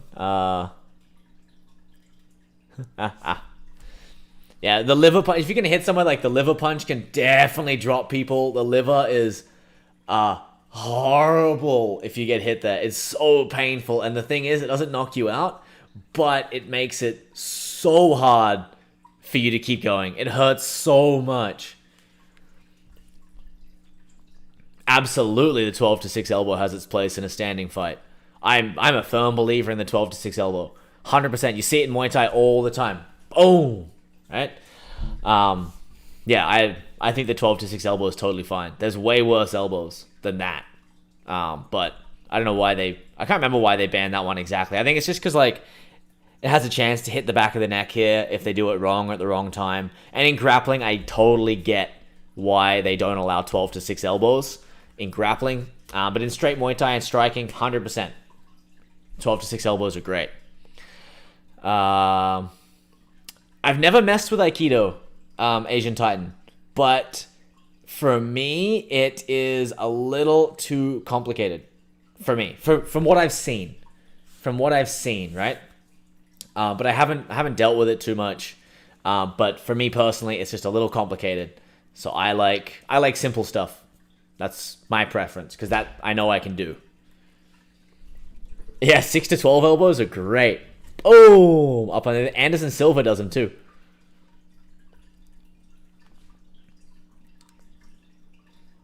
No, Clark, I have not seen The Foreigner yet. It keeps coming up on my like Netflix recommended. I've been wanting to watch it, but I haven't done it. You know what? I haven't watched a Steven Seagal movie in probably almost 20 years. It's been a really long time since I've checked out anything Steven Seagal. We'll have to check him out on the channel. I think that I think he's a bit ridiculous now. Like, I think he's kind of ridiculous and a little bit he's a superstar of a bygone era now. Oh, Terrence, you did Savate? That's so cool. I did Savate. I actually had a Savate fight one time. Didn't know they make you wear leotards. Didn't know that at the time.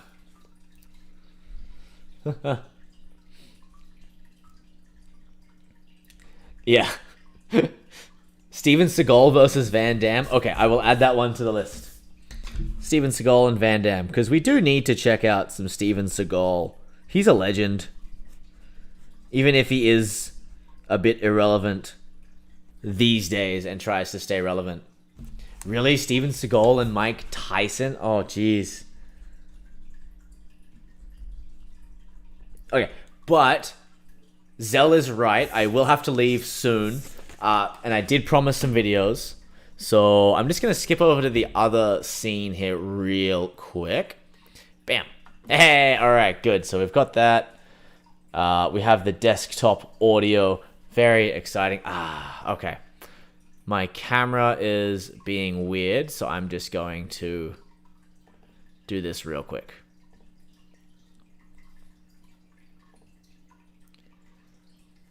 Hey, there we go. Okay. I used to... What does he do? I used to know, and now I can't think. I want to say Aikido, but I don't think that's right.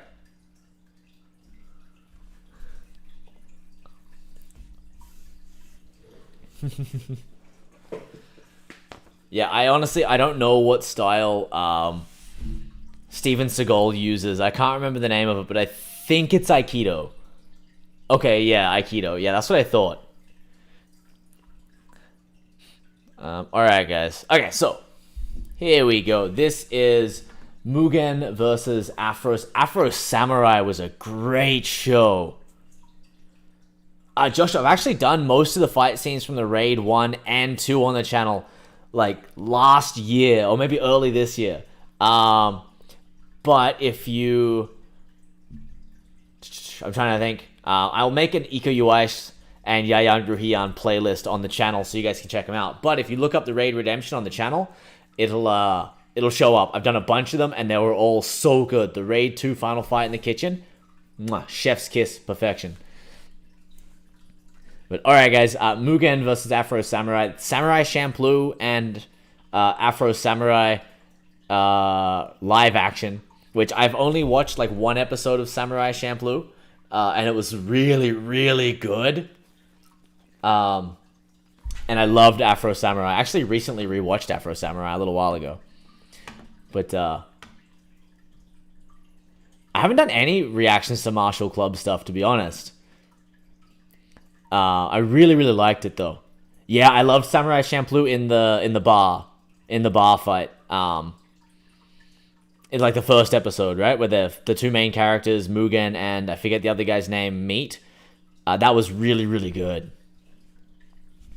All right, here we go. So Mugen versus Afro Samurai live action. 3, 2, 1. Oh, hey, Final Fantasy VII for life. What's up, buddy? Let's hope that the sound is not too loud for you guys. Okay. Here we go.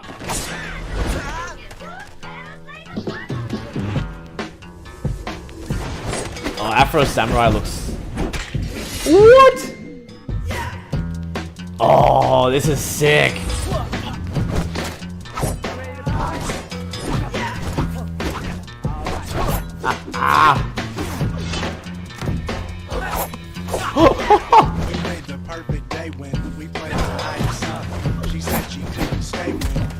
Almost the super kick.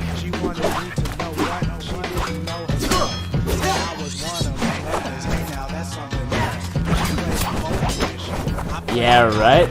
The movement of these guys is amazing.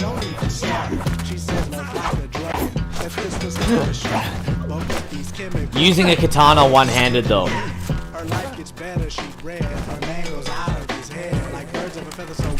Dude, Afro Samurai! Yes! I love him so much.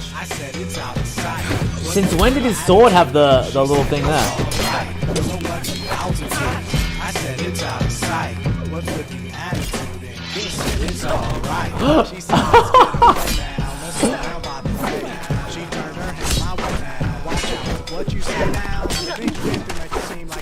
Unfortunately, my monitor on this side is having a really hard time keeping up, so I have to watch the small screen over here. Ah!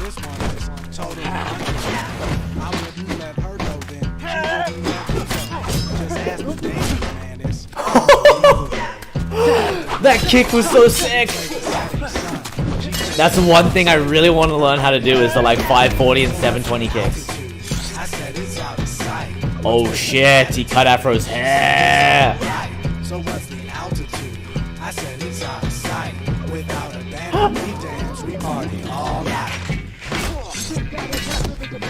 Oh, that was cool. Stabbed him with the sheath and then pulled it out. Kip up. Ooh. Oh, the prongs. The prongs coming in clutch.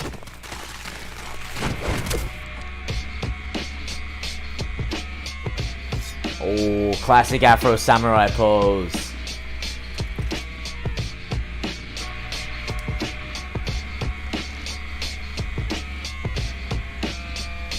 The costumes are so good too. Ah! Oh.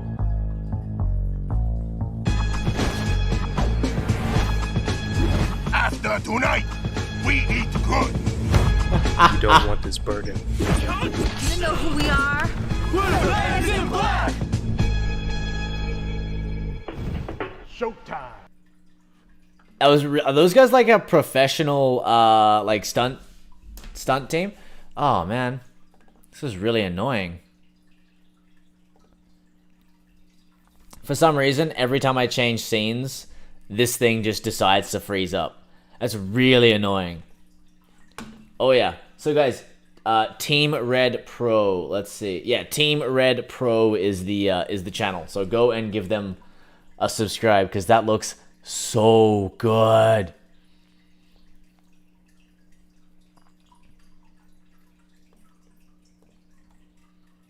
Yeah, that was sick. That was amazing. I really want to learn how to do the 540 and 720 kicks. That's something I've always wanted to be able to do, and I've never learned how, never been able to.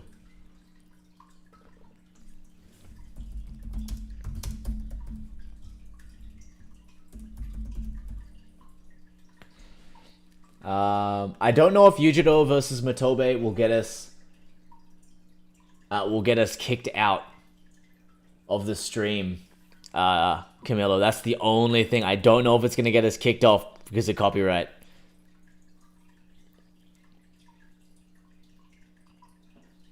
Tell you what, we'll do that one last. I had one other request from last week, and that's to watch some Boar Cow highlights. Do you guys want to see some Boar Cow highlights?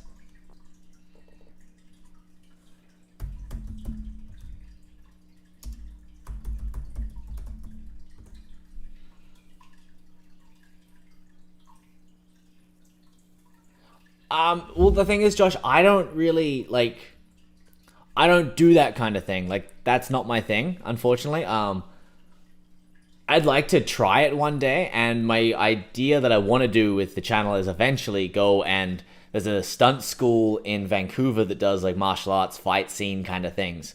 So I want to go and do, like, a day camp with them, film it, and then so that you guys can see it, and then I can have like a recorded fight scene. Because I think that'd be really, really cool to do. I also want to go and learn and do some judo. I want to go try Wing Chun. I want to go film these things. Kind of like what Sensei Seth does with some of the ones that he's been doing, where he goes and does like a boxing class or whatever else.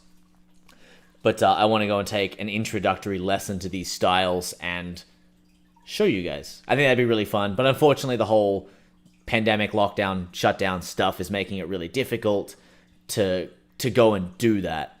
But that's the goal eventually.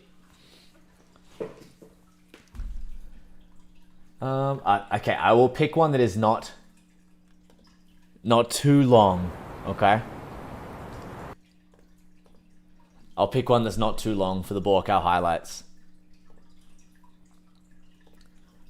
I mean, Marshall Club block things. No, stuff on YouTube doesn't normally.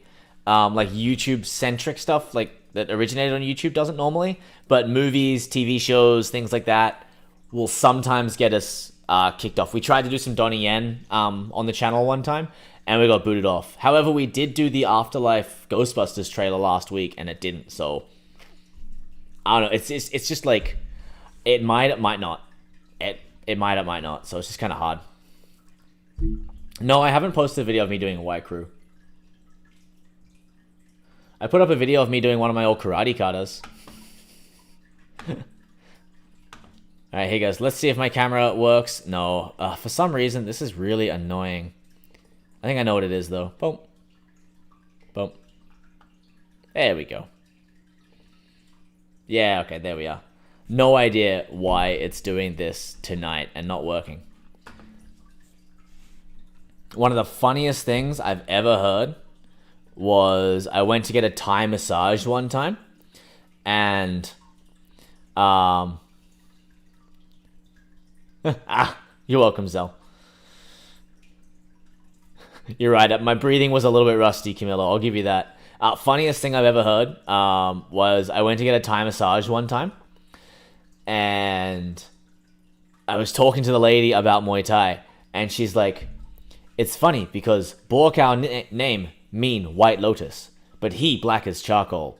And I thought that was hilarious because Borkow does translate to White Lotus, and he is a little bit more of a dark-skinned Thai, absolutely. So like, it made sense, but I just thought I was not expecting that out of her mouth, and it caught me really off guard and was hilarious.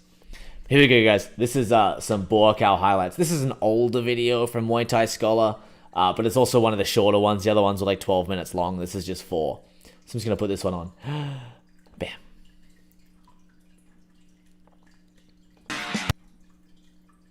Oh, man. We buffering. Shouldn't be. The big heavy low kicks of Borkow.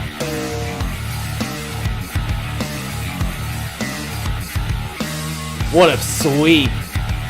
It's such, yes, catch the kick. He's so good at that sweep. I love that he's just tossing these guys around. That's his K1 days.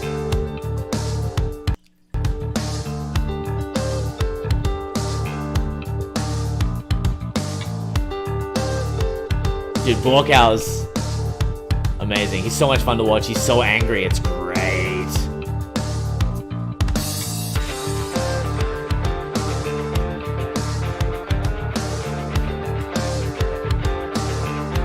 He's not even like the heaviest low kicker you'll see.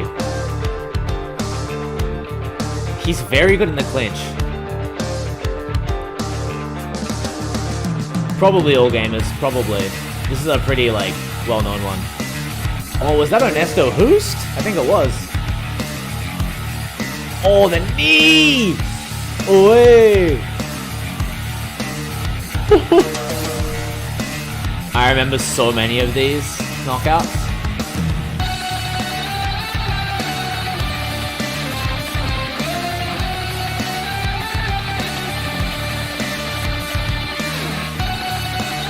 Oh, the elbow is savage.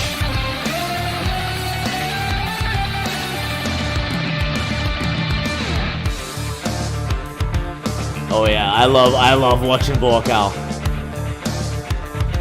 100% Dr. Jones, switch kick to the liver. Mwah.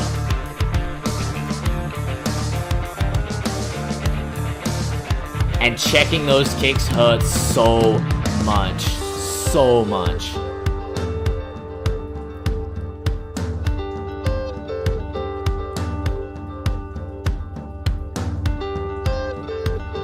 Yeah, Jose Aldo, best low kicks in MMA for sure. Absolutely. Edson Barboza has amazing kicks, but Jose's low kicks are the best. Actually, Yod Kai Cal from One Championship. If you want to see heavy MMA low kicks, Yod Kai Cal.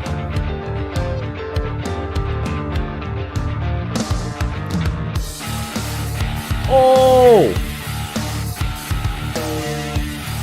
I was like, was that Wayne Barr? I love that sweep so much.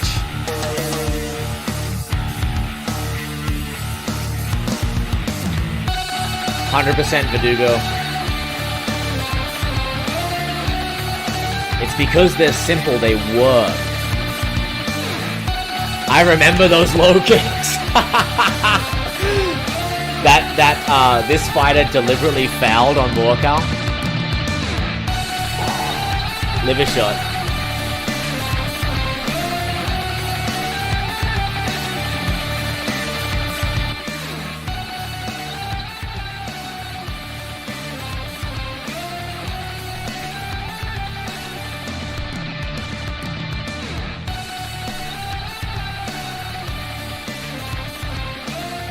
Yeah.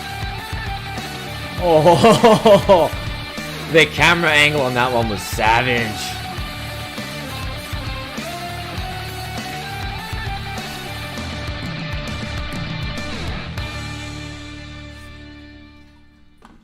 There you go, guys. Walk out. Raid Shadow Legends. Raid Shadow Legends. Just what you're getting.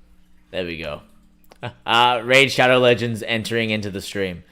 This is so annoying. My camera keeps on messing up anytime I change the scene.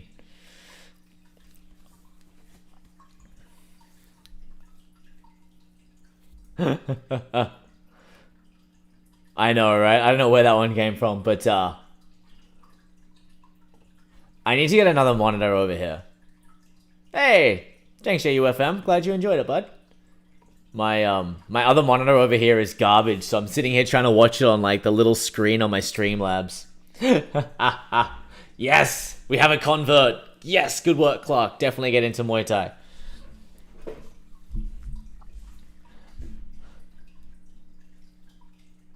Oh, I know what it is, Camillo. I know what it is. The reason I was late to starting the stream is because my camera was having issues. So I changed the input, and the different scenes on my Streamlabs are running off of different named inputs. So it's just like having a hard time switching them over. So I just have to deactivate and activate it. It's something I can fix. I just will fix it after the stream.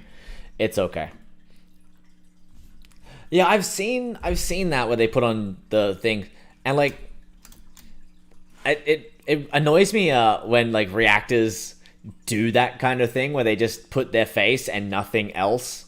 Like, I don't know, to me that's not fun. That's not like a fun way to do it, right? Like, I want to watch the scenes with you guys, not have to have you guys with two separate screens. I will only put up a video of a reaction if you guys can see the whole thing with me. So most of my stuff gets demonetized because of that, but I don't really care because I have fun watching them with you guys, and that's all that matters to me. Yeah. Oh yeah, Clark. Muay Thai is very simple, very effective. There's nothing really fancy in there. No Zell, no funny business, bud. Some GTS trades, and that's about it.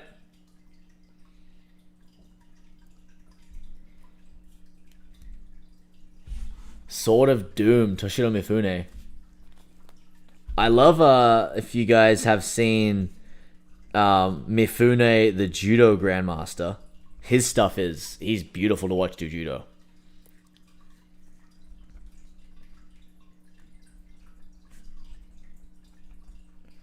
I wouldn't mind watching fights with you guys, 100%. We'll get on here and do a movie watch. Yeah, I'd be down. I'd like to watch fights. I think that'd be really fun. Oh yeah, Deep Fryer. Everyone here is a big fan of chocolate with Jija Yanin. CP368, I'm going to try and put together some videos of some like how to kick shadowboxing style stuff. Good on you, Verdugo.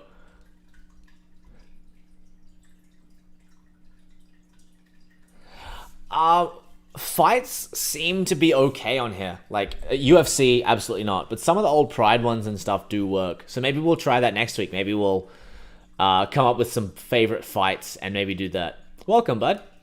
Alright, guys. So I do have to get ready to go. I am going to try... I'm going to make you guys watch Damian Traynor versus Talbot Chai next week. You guys are going to sit through that whole fight with me if we don't get kicked off, because it is one of my favorites.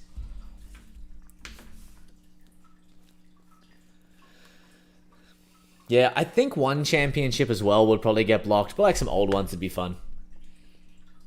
Oh, see you, Alicia. I'm going to try Yujiro versus Matobe for Camilo, because he's been asking for it. Oh yeah, dude, you'll enjoy it. All Gamers Forever, you'll love it, dude. It's the 219, right, Camilo?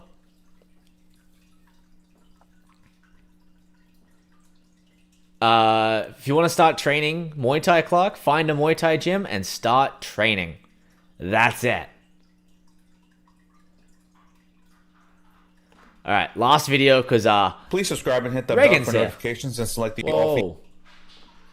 Reagan's here. So last video, guys. Okay. Oh, I reset my laptop and then I reset it to like factory settings, and now all of my Streamlabs inputs and outputs are all messed up. So I'm gonna have to go and fix that.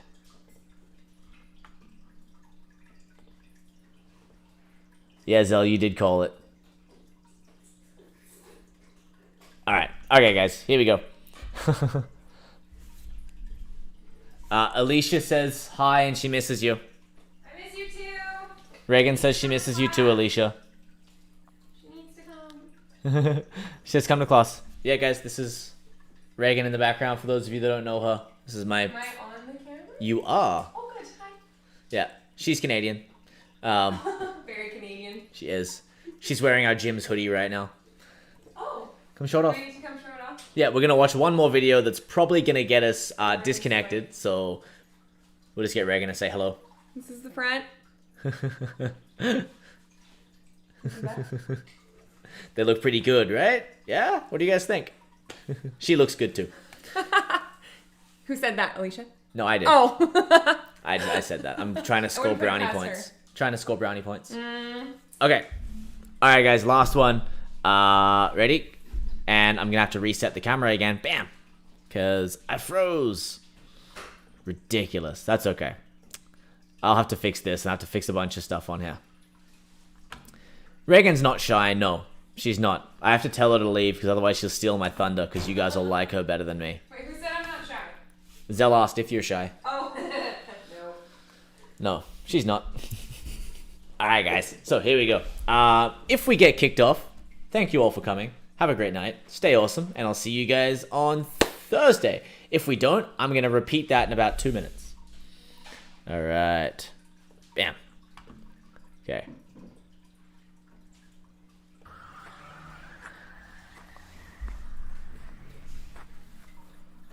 I like it anytime Yujiro shows up in these. I had the feeling that I lost my chance when I saw the match with you and Dopo had been arranged.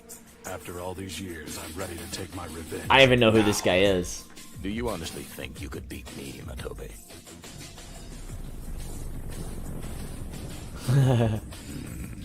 How about that park over there? You mean you prefer the cozy green grass to the hard concrete? I don't want any interruptions. It might spoil the fun. Yujiro's such a badass in this. Come on. I love the old animation so much. Like, this is so well animated. I actually prefer this to the Netflix Since the day you animation-wise. beat me, I've studied every possible strike in the book, and I've worked to master all of their counter moves. Oh. Because now that I couldn't when I was 8 years younger. Your training has paid off most impressively. I'd be happy to reward you now for all the progress you've made. What's wrong? Why do you hesitate, Matobe? It's the fist you've always dreamed about. Is it the 1-inch punch? How dare you? Oh, nice. What the?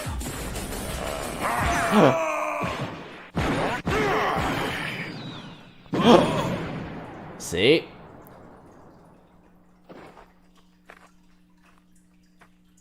We're fortunate that we fought on grass instead of the concrete. Alright, that was pretty dope. See, that's what I was talking about when you have no idea what they're gonna do. You can't study all of the moves because you have no clue what someone like that will do. You can't study getting fish hooked in the mouth and then thrown to the floor. One Punch Saitama. Saitama, Zell.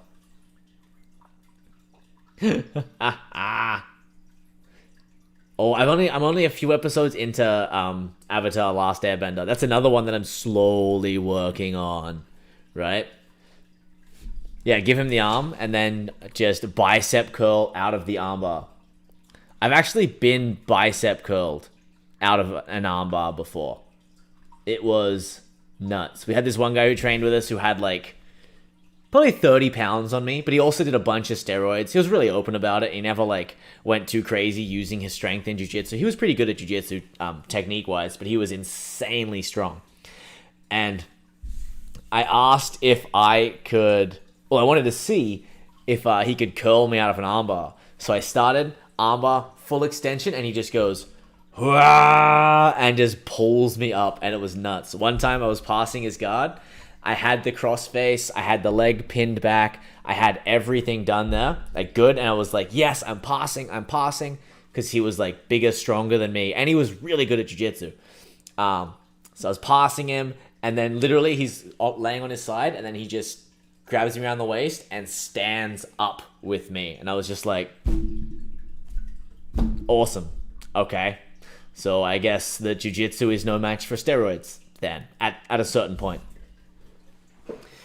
Steroids, I don't like them in combat sports. If you want to do bodybuilding or powerlifting or whatever else, go ahead and do it. I don't care. That's fine. You know, it doesn't matter to me.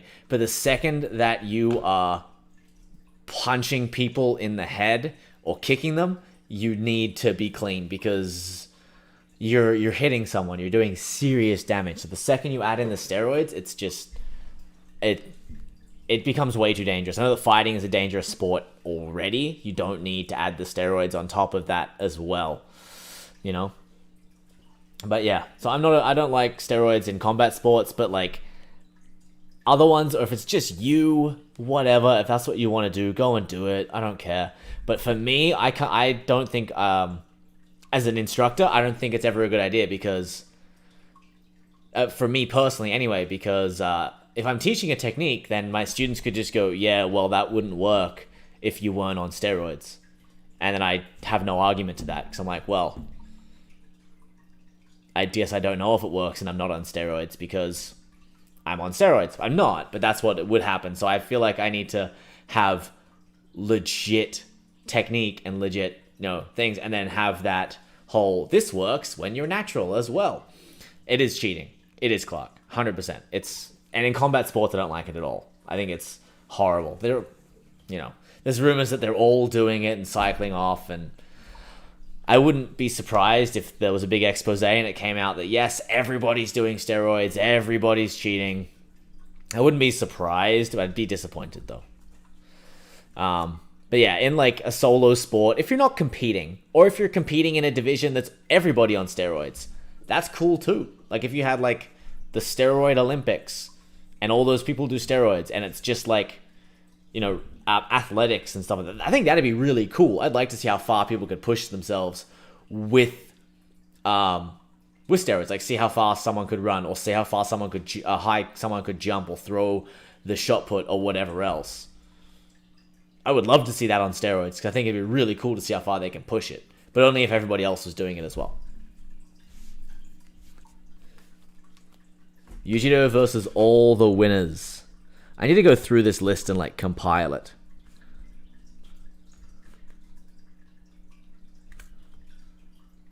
because there's just like random stuff written everywhere. Yeah, that's what I think, Clark. That's where I'm at. I mean, like, I've trained with people who do steroids and in jiu-jitsu, and as long as they're not like using it to out-muscle everybody and they still have decent technique, it's whatever in training. I don't care. But don't like, oh, I beat you, blah, blah, blah, when you're on steroids. You can't do that. You lose all rights to brag once you're on steroids and fighting people who are clean. Zell, you know me too well. Baki versus Kureha. But like, I've sparred with people on steroids and I've beat them.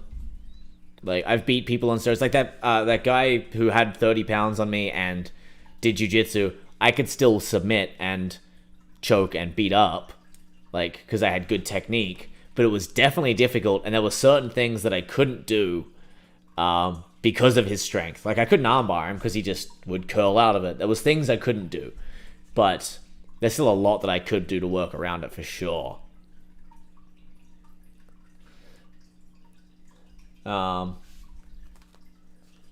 Precision and timing beat speed and power, Josh. Precision and timing. Yeah, I know some don't admit they're on steroids. Yeah, exactly. There's lots of chokes that they can't get out of, right? So I just choke people. My favorite choke ever is the baseball choke in jiu-jitsu. It's my favorite. I love it. But yeah, you can't flex out of a choke. How do you figure out? Set a timer, throw as many punches as you can in that time, and then just divide that into the seconds. It's pretty easy. 3 seconds, 12 punches. All your punches are a quarter of a second. There you go. But anyway, guys, I do have to go. Okay?